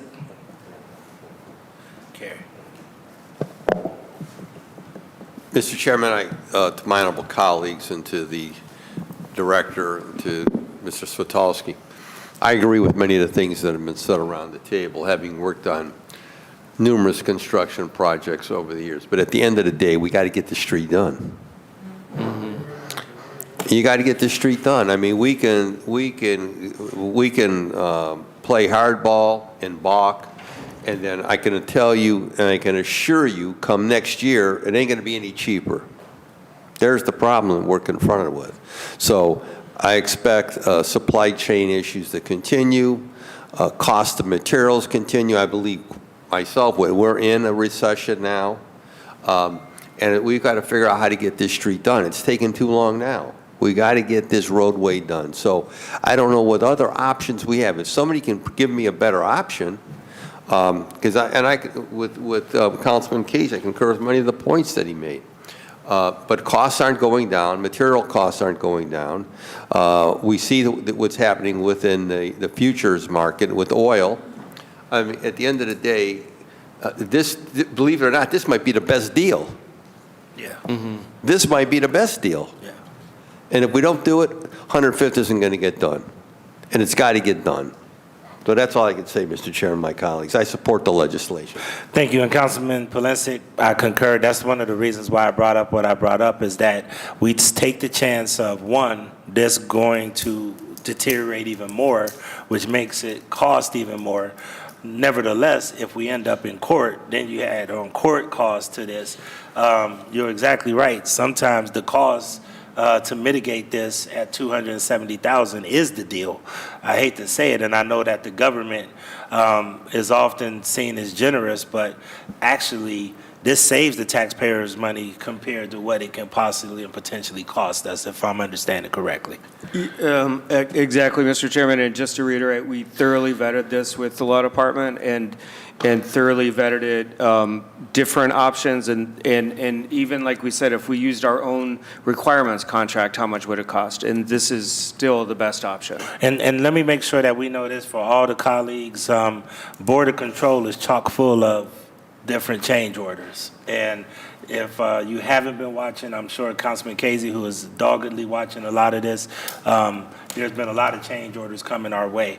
But it's challenging to do business in this environment right now, and I definitely understand the challenges on all sides, even from the business corporate sector. It's challenges all the way around. Councilman Conwell, I know this is in your ward, and you're interested in this. Oh, definitely. I walk this street every day, East 105th Street. I receive a lot of phone calls, and director know the person to get blamed for this right here is me. Although you're right, the supply chain and the cost of definitely went up. Matter of fact, Mr. Chair and Councilmember Mike Polensek, we have to move on it right now, because if you don't, you're going to cause time constraints. And you're going to get into your triple constraints, which will be time constraints, cost constraints, as well as quality constraints over there. And if you fall into quality constraints in the long run, Mr. Chair, then we'll be back at this again, spending millions of dollars and not the $200 and some thousand. So if you go back to the residents and explain them that, we didn't cause that war in Ukraine that's narrated in here. As a matter of fact, Saudi Arabia said they're cutting back on oil and supplies now. So saying that, your gasoline cost is going up and the cost of doing business is going up. So seeing the time constraints, I urge council to move on this right now so it won't cause triple constraints to our to this project. And as you know, Councilmember Mike Polensek, this street right here, have not seen a streetscape project on it since 1978. Since 1978. We need to move forward on this right now, and I ask council to move on this project. Thank you very, very much. Thank you, Councilman Conwell. Additional comments or questions on Councilwoman Spencer? Oh, yes. Yep. Yeah, Mr. Chair, I just wanted to, not specific to this piece, this is very sobering in terms of our resurfacing coming up for 2023, which is already pretty much a drop in the bucket. You don't get a lot done in a ward with our budgets, very little. So this is a big cause for concern, and hope we can circle back on 2023 resurfacing sooner than later. So, Thank you, Councilwoman. Thank you. Very good point. Councilman Hairston. Thank you, Mr. Chair. Just briefly, I know we're talking about this stretch of 105, but the project is extending to the village of Bracknell. I know they're working on the opposite end of 105 as well. Are there any concerns or issues with that, the opposite end of 105? Director. Or is that moving as planned? Thank you, Mr. Chair. Through the chairman of the councilman, so this will resolve all the open issues that should allow us to finish it this year, and unless there's some kind of crazy, storm weather that comes, next week. Okay, well, good. Thanks, Mr. Chair. I just want to ask because they have the contract for the entire stretch, correct? To the chair? Yeah, through the chairman of the councilman, all the way from Green Lawn up to Bracknell. Yeah, part of it, or some of it's more done than others. Okay, thank you, Mr. Chair. Thank you. Additional questions or comments? Councilman Conwell.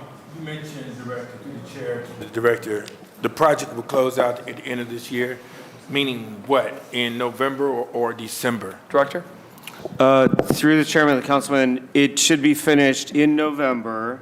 Meaning it'll be open to the public to drive on. Right, I think there might be some things that might need to be cleaned up in the springtime, but we need to make sure that the barrels are down, both lanes are open, traffic can go in both directions, and it's a finished roadway. Even if there's some, I don't know what might be done next year. To the chair, to the councilman, the final striping needs temperatures, 50 degrees and rising. I think after this week, we won't see much of that. So we'll get the asphalt all complete, put temporary striping down, paint instead of thermoplastic. And so we'll come back in spring and take care of what we call punch list items, anything they missed, and probably do that final striping. We'll knock that out. And last, it's very, very important to me, when I walk that area, when you started the first phase of the project, I had to protest because you didn't have any females working on the project and you had no African Americans. I mean, that's insulting going through Glenville and you don't have any African Americans working on that street project. I mean, I'm going to see it when you start back on it. I see Dominion over there doing the gas lines now, and I called them, and they finally got 3 African Americans working on the project. Don't do that to us. That's not good. That's not fair. You have to have African Americans also, as well as females working on projects that's in my neighborhood. Through the chair. Understood. You wanted that point? Mr. Chair. Yes, Councilman Harrison. And Councilman Conwell brought up a good point, because that did come up at several community meetings between his ward and mine. Does this not, Mr. Chair, through the chair to the commissioner and director, does this not, what are the MBE requirements on this project? Is there? OEO? 30% CSB. OEO. Director? So through the chairman and the councilman, yes, all the regular OEO goals and requirements apply, which I believe is 30% CSB. And typically, a company like PERC exceeds that by a little amount, maybe up to 31 or 32%. So they've met their goals? Well, could you speak to that? I'm not sure. To the chair, to the councilman, we'd have to check on this particular, it's ongoing, so you can't really know until at the very end if they've met it or not. We can give you where they're at the moment, and then also give you what's projected, I believe. So, Mr. Chair, if I can ask that the staff request that information, maybe, I don't know whether it comes from you all or OEO will have that information readily available before tonight's full council meeting, that, Councilman Conwell and I get that information, because he is right. He brought it to my attention early on. Again, most of this has happened in Ward 9. I have a small piece as you go north on East 105th Street. And if it were not for his leadership and his voice, I doubt that we would have saw a change on the project. So I thank him. So we would like that information before tonight's meeting, so that way we can review the information. Thank you. Thank you, Councilman. Director, as I clear the request, thank you. Yep. All right, any additional questions on 10/09/2022? All right, it stands approved. Please sign it. Thank you. You're welcome. Director, 861, is that Building and Housing? That's not you? The first one, yeah, that one's not me. Okay. 861, I texted Director Martin, so we'll skip that for now. All right, we've got Port Control. Come on up.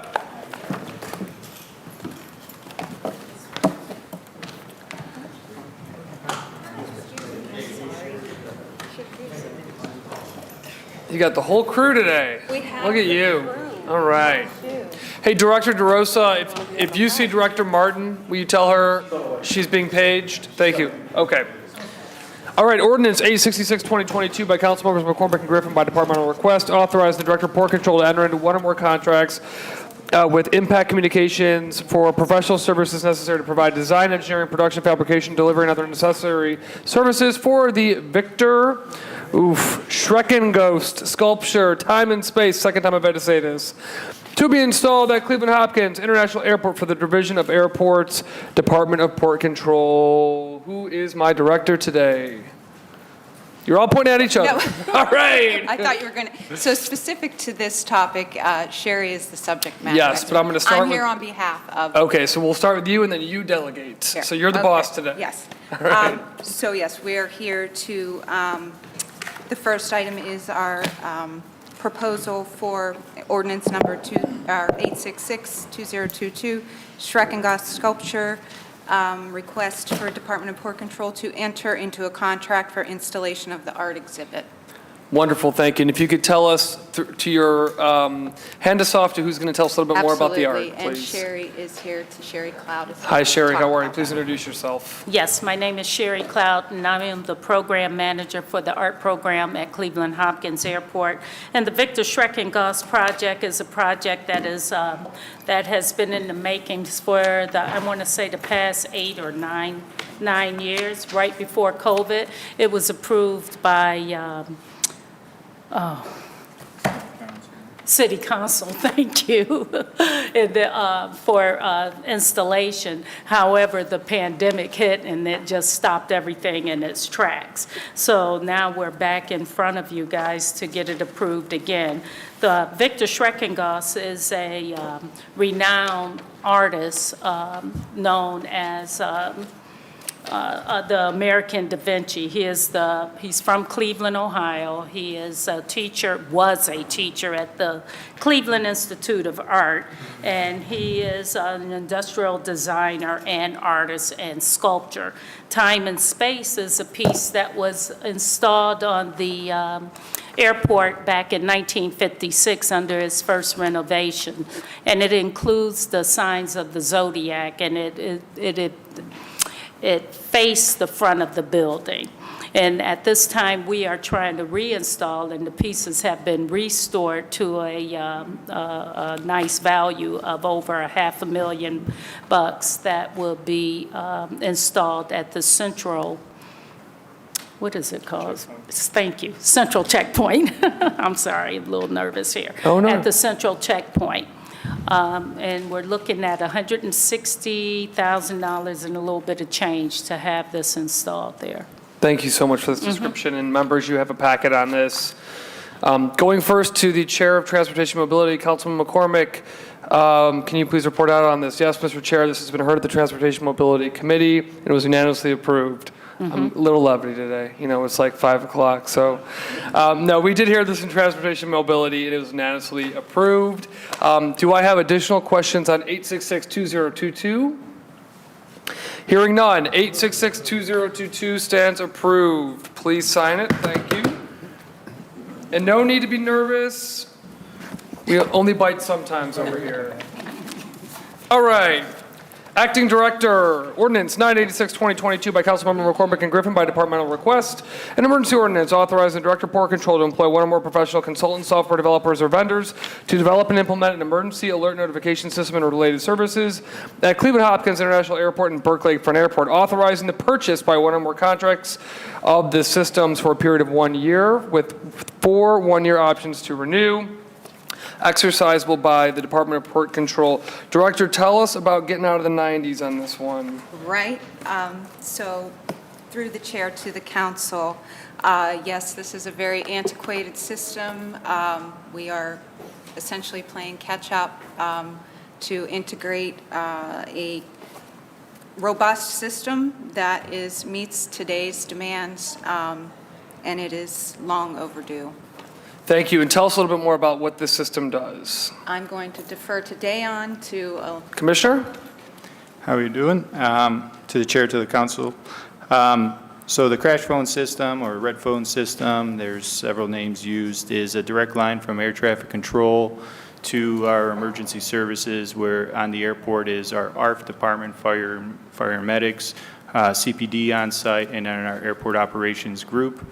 Again, it's a current system is a antiquated copper system that pretty much the reliability is very poor, especially when it rains outside.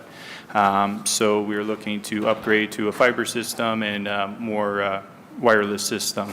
This allows ATC to, when they receive a distress call or an alert, what we call an alert from an aircraft, they would pick up the phone and then communicate directly. It would sound all the bells and whistles automatically.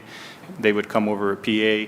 Everybody would be hearing the same message simultaneously, and then our resources would be dispatched. Thank you. So this is getting us into compliance with our emergency notification system at Burke and Hopkins. The last time this was updated was? I believe like 1992. 1992. So trying to bring the airport out of the 90s into current day on emergency alert notifications. Heard and unanimously approved by the Committee on Transportation and Mobility. Do I have questions on Ordinance 986-2022? Hearing none, 986-2022 is approved. Please sign it. Acting Director, Ordinance number 989-2022 by Councilmember McCormick and Griffin by departmental request. An emergency ordinance authorizing the Director of Port Control to enter into one or more professional services contracts, purchase contracts, and requirement contracts to assist in the development of a continued proactive marketing and advertising strategy, including but not limited to a new website to promote Cleveland Hopkins International Airport and Berkeley Lakefront Airport, marketing, promotional, public relations, advertising, and creative services, authorizing the purchase or lease of television and radio advertising time and other media, each for a period of 1 year with 3 one-year options to renew, the second of which requires additional legislative authority. Director.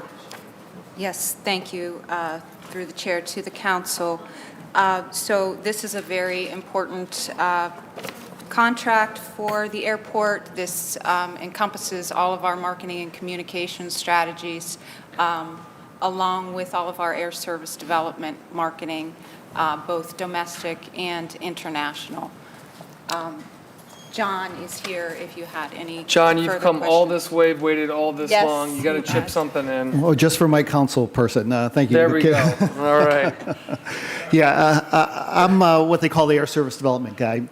And I work with our current airlines to try to get them to increase air service at Hopkins and also to knock on the doors of airlines that don't currently serve Cleveland and try to entice them to come here. One of the competitive advantages that we need is air service development incentives. And through this program, we have our domestic air service program, which usually equates to about $50,000, $50,000 to $100,000 per airline to start a new route. On the international side, and everyone's aware of our Aer Lingus win, that goes up to $1 million, $550,000 per year over a 2-year period, and this is competitive with other airports.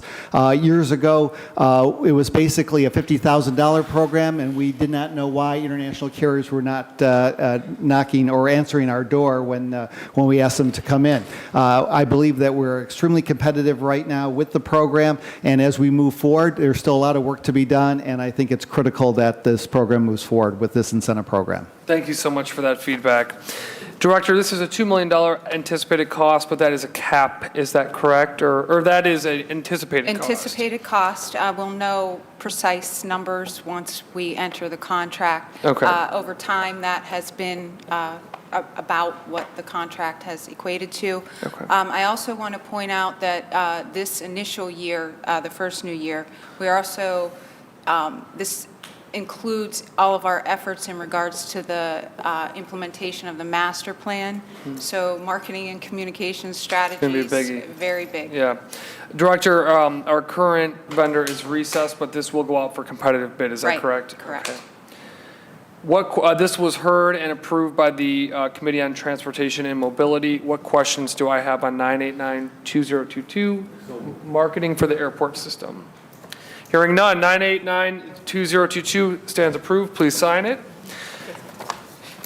Acting Director, 1038-2022 by Councilmembers McCormick and Griffin by departmental request, emergency ordinance authorizing Director of Port Control to enter into an amendment to contract number MA 1505 RC 2019-87 with Nature's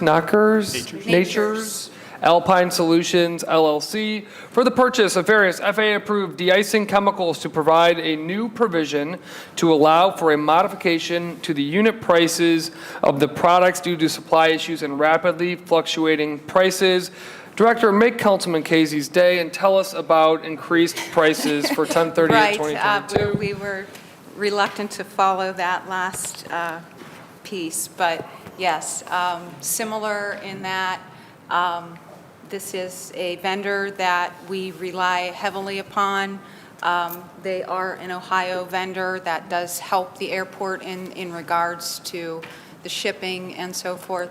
But yes, the supply, the material supply, the cost has gone up exorbitantly, and that is why we're requesting the funds. Thank you, Director. And this is an increase. The reason there's not a total number here is, as we learned in committee, an increase on the rate we pay, but we only pay for what we consume. Is that correct? Correct.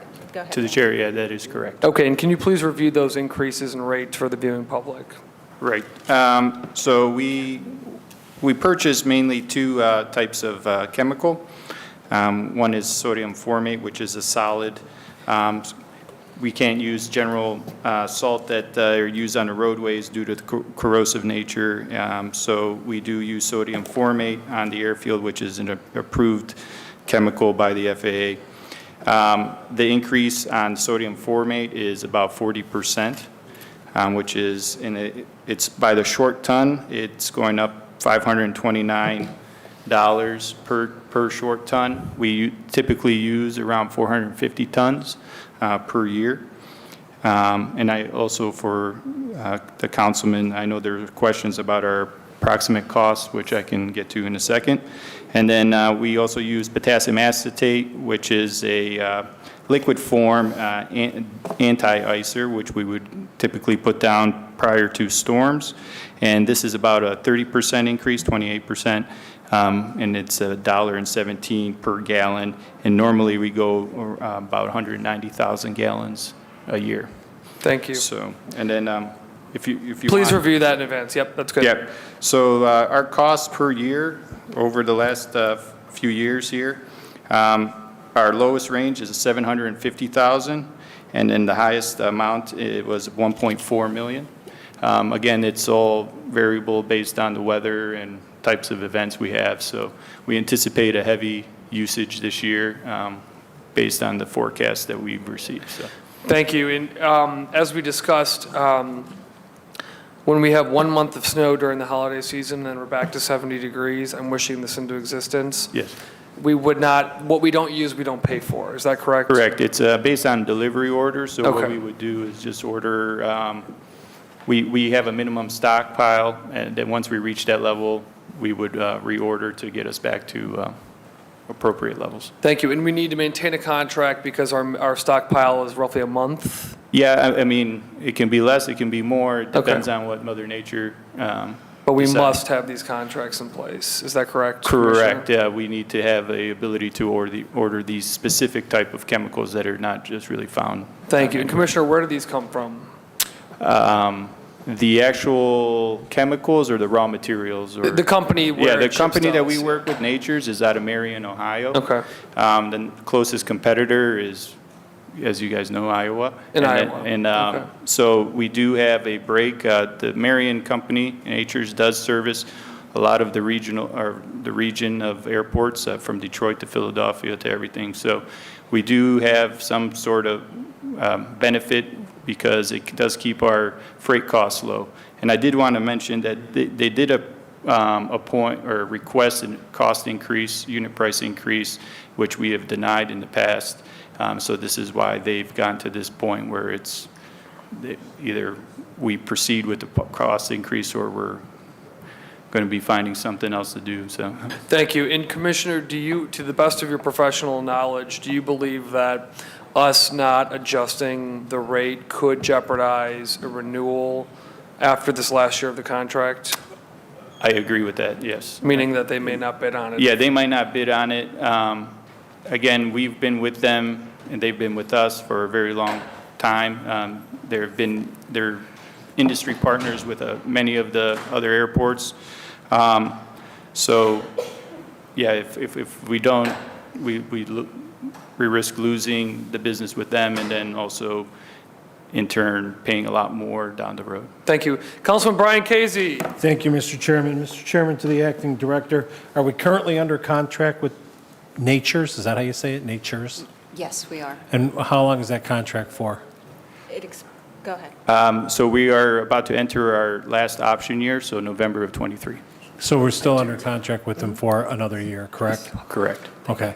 So I'm going to take, instead of sitting here ranting and raving like I did before on the other one and I've done in the past, I'll just take the feel of the council and just say, hey, it's okay, right? Because we have to de-ice the planes and we have to keep the runway clear, right? So it's okay, right? So we're just going to go ahead and give them their money. So I'm very supportive of this legislation, and I hope that they come back to us next year with an even higher price, because it seems like everybody can just strong-arm us and get away with it, and there's nothing that we're going to do about it, right? Because we have to de-ice the planes and everything else. We have to get projects done at any cost to our taxpayers, even though we're under contract. So congratulations to Nature's. Congratulations to you guys, and I hope that that we don't have an issue with supply chains going forward with Nature's, and that we keep the runway completely clear and the planes de-iced. Thank you.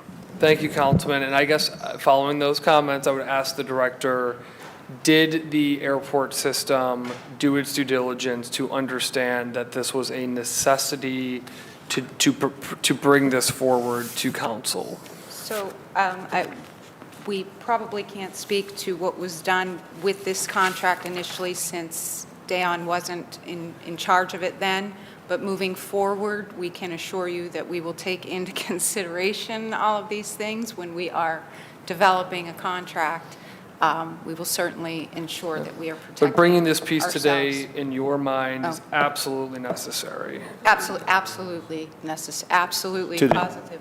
Yeah, to the chair, I mean, due to the contract process and getting into a new contract, we wouldn't be able to make the timeline of the winter, so. Okay. This was our only resort. Understanding that this is not a fun piece, are there any additional questions on 1038-2022? Materials to de-ice the plane. Councilman, you can vote no if you don't want to. All right, hearing none. Ordinance 1038-2022 stands approved. Please sign it. Thank you, Director. I think I'm done with you guys, I believe. Thank you much. Thanks for hanging out with us today. Other Director, Martin, come on up.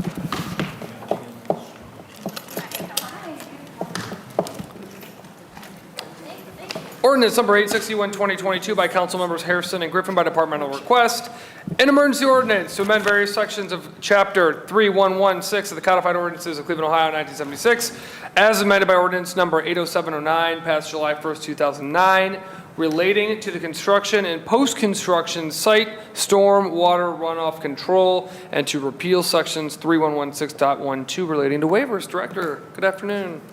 Thank you, Mr. Chairman, and to members of the committee. This is a piece that brings us into compliance with the OEPA regulations related to stormwater management for sites that are required to conform to stormwater management best management practices, or BMPs, that are an acre or more. So this just brings us into alignment with OEPA. Thank you, Director. Councilman Hairston, tell me how DPS went, even though I was there, but tell me how it went. Absolutely, Mr. Chair. This was heard and unanimously passed in committee. As Director indicated, that this brings us into alignment with OEPA. We also had Attorney Shirley Tomasello. There we go. I'll get it at some point. Who talked with us about the importance of this, and also expecting other communities to also adopt the same type of ordinance, bringing themselves into line with OEPA, and we just asked the committee for approval. Thank you, Councilman. So this is bringing us with stormwater runoff control in compliance with the Ohio Environmental Protection Agency. Director, what questions do I have on 861-2022? Councilman Casey. Thank you, Mr. Chairman. To the director, can you just give us a brief outline on what we're changing here? Are we taking the onus, is this for new construction, or is this for just your regular average Joe homeowner? Through the chair to the councilman, it's more for projects, 1 acre or more. Okay. So typically your new construction projects that are required to have a detention basin for the runoff, it's actually putting the onus on the property owner to complete, make sure they're maintaining these BMPs over time and not just letting them fall apart and no longer work. Right. So it actually takes it off of, we don't have to continue to inspect them, that they have to submit that they have continued to inspect these BMPs and that they're working. So, Mr. Chairman, to the director, who's responsible for the BMPs now? It's been sort of a nebulous area that wasn't addressed, and I think partly this is correcting for that. Okay, and then, because what I'm afraid of is that we've got this big development that goes on, right? And then we have different homeowners in this development, and they're now responsible for their own individual piece, and it's so big that you're not going to be able to tell where it's coming from. And instead of going back to our developer, right, now we've got, and these homeowners probably, the last thing they're thinking about is stormwater runoff when they're building a new project or whatever it is, right? And I understand that we're coming in compliance with the EPA, but is that going to make it more difficult, or is it going to be harder, a burden to bear on a homeowner who just is living in a new development? Mr. Chairman, to the director. Through the chair to the councilman. Probably going to more likely fall on an HOA type situation. Okay. So much like we inspect facades and we expect them to submit every 3 years a certification of their facade, they would have to submit a certification of their BMP to make sure it's still draining properly, still doing what it's supposed to do to collect the runoff. And then if it's not, Mr. Chairman, to the director, it's Code citation. a citation to that homeowner who could be living in a house less than a year old, it could be 9 months into it, and then we find this problem, right, that and I understand what we're doing here by coming into compliance with the state. I'm just making a statement that, I don't know at the state level, at the EPA level, how fair that would be to somebody who's living in a new development and 9 months into it, it falls on them because it wasn't built properly and the stormwater's running a way that it shouldn't. If you see where I'm coming from with that, especially when the ultimatum is the citation, right? So then they could look at a whole bunch of other construction and a cost that they didn't anticipate bearing because something wasn't built right by a developer. Thank you, Mr. Chairman. Thank you, Councilman. Director? Yes, through the chair to the councilman. Chances are this is most likely going to be multi-unit buildings, or it's going to be a larger mixed-use project. It's not going to be a single-family home that would fall into this. So it would be an HOA for that group, where they have a detention basin because they built a planned unit residential development on that site. And we could probably get more detail from Attorney Tomasello if, she was here. It's her baby. She's been expert in this area, so I'd be happy to connect you to. Thank you, Director. Councilman Harrison. Thank you, Mr. Chair. And then if I can just echo Director Martin, that from my understanding, she is correct. This is for the larger scale projects. This really typically, and it won't affect, a single family homeowner, but those that, as we heard, are planned developments where they build these type of contraptions, for the lack of a better term, contraption to deal with the runoff. And as we heard, this is, for an acre or more as well. Thank you. Alrighty, any additional questions on 861-2022? Council Pres, you came back just in time. 861-2022 stands approved, please sign it. You just got the 2 resos left, that's it. All right. Thank you, sir. Thank you. Thank you, ma'am. Thanks, Ms. Martin. All right, we're going to hear 2 resolutions to be, if he would, walk out. Do me a favor, poke in there, see if he's still right there, Conwell. There's 2 resolutions that are being, that will be heard tonight and considered for this evening, both of them by Councilmember Conwell. So these are 2 resolutions that will be heard and then considered for the full council tonight. And I'm going to make sure I just pivot to Councilman Conwell. One is resolution number 1124-2022 by Councilmember Conwell for adoption October 24, 2022, an emergency resolution recognizing National Lead Poisoning Prevention Month. Councilman Conwell, I know this is your resolution, and as chair, can you tell us anything about this? Yeah, thanks to you, Mr. President. You were chairing the Health Committee. Your focus was on us dealing with these lead issues. And matter of fact, you brought in some dollars, and you helped champion to bring in $9.4 million out of the $40 million for Glenville dealing with lead. And then we just received some other money from foundations dealing with lead. I'm asking my colleagues that we support this lead push and that we show them that, we're monitoring what's going on.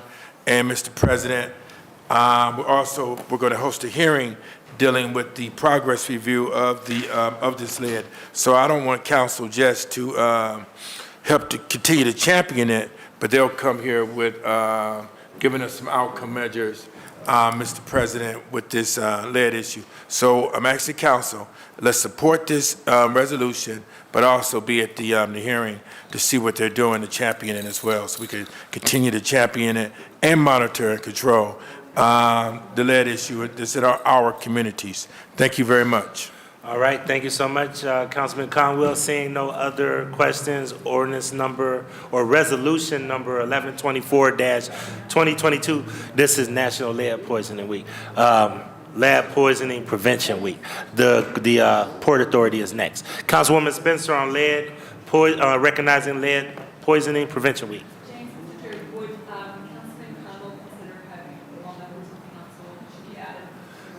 Councilman Conwell, do you have any objections to all members of council being added to this resolution? Yes, Mr. President, since council championed this, the whole body championed dealing with lead issues throughout the city of Cleveland, I will request that all council members are added to the this resolution. Thank you. So moved. All council members will be added to this. Thank you so much.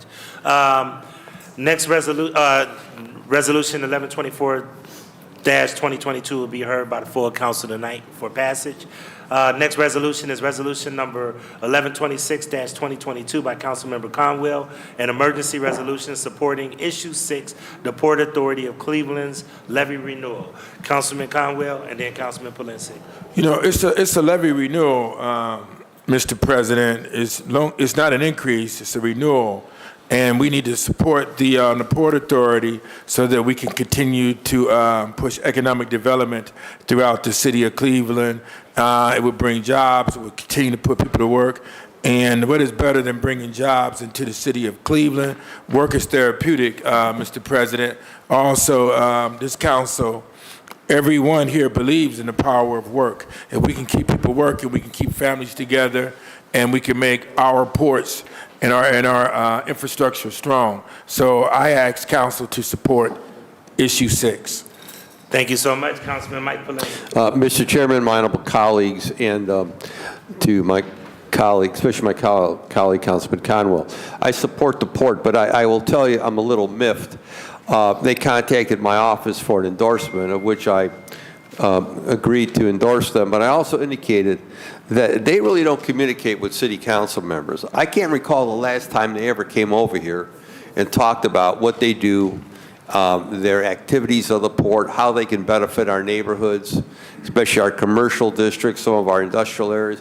And he assured me that they would get back to me and also coordinate something with the council president, and I know they didn't. And so I would hope that you would carry that back to them. It's one thing to ask for our support, and it's another thing for us to ask for them to explain to us what they're doing or how they could benefit our neighborhoods. I believe a port is important. That's why I said I would support it. But they need to communicate with us better, and they're not. So I would hope you would carry that back. Thank you, Mr. Chair. You know what? I can do that. I met with them here, right here in this committee room 3 weeks ago. Council President, you came through when I was meeting with the Port Authority, and they have no problems with coming to the Finance Committee, which they should report to the Finance Committee.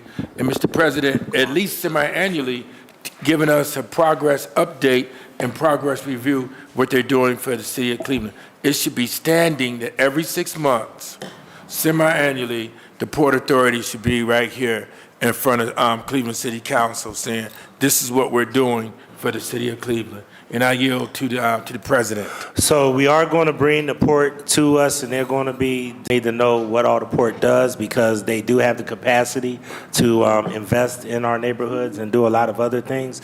I will tell you that they were scheduled to come to a caucus meeting approximately a month ago, and that fell through for some unforeseen reason. But they have committed that they will be able to come back to us. Okay? And I'm going to ask the same thing, if I could, for this resolution as I did for the Lead Poisoning Prevention Week resolution, if all council members could be added. Councilman Conwell, do you have any opposition to that?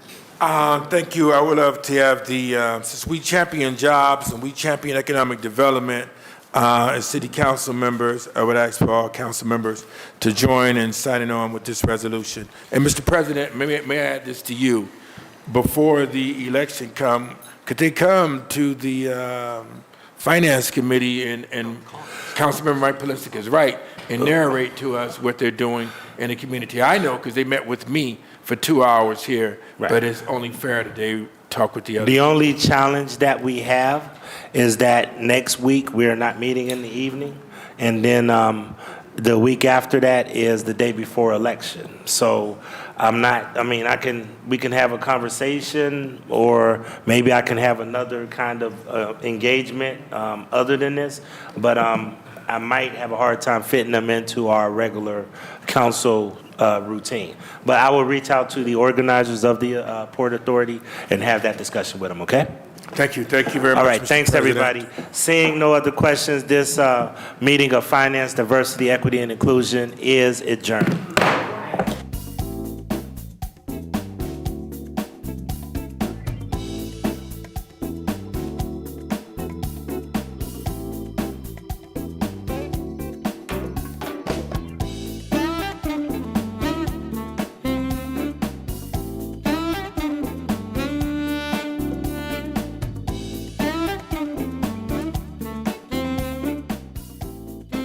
I'm not directly over the housing funds, but I'm part of the cluster that has talked a lot about housing funds, so I'll try to kick it off and see if anyone else has thoughts. But I do think that, with the housing fund, which of course is $35 million, one of the bigger pots here, there's going to be criteria for evaluation. And I think your input is helpful with regard to supporting women with children and making sure that there's adequate housing. We know that I think there's a population that probably needs support around that. And, there are projects out there. Tri-C worked with CHN to do the scholar housing, which is a model that was tested, I think, in another city and now is broken ground here, where, if you attend Tri-C or if you're a single mom, you have, housing, you have childcare built into the very same building, and you have other services and support to help you make sure that you're successful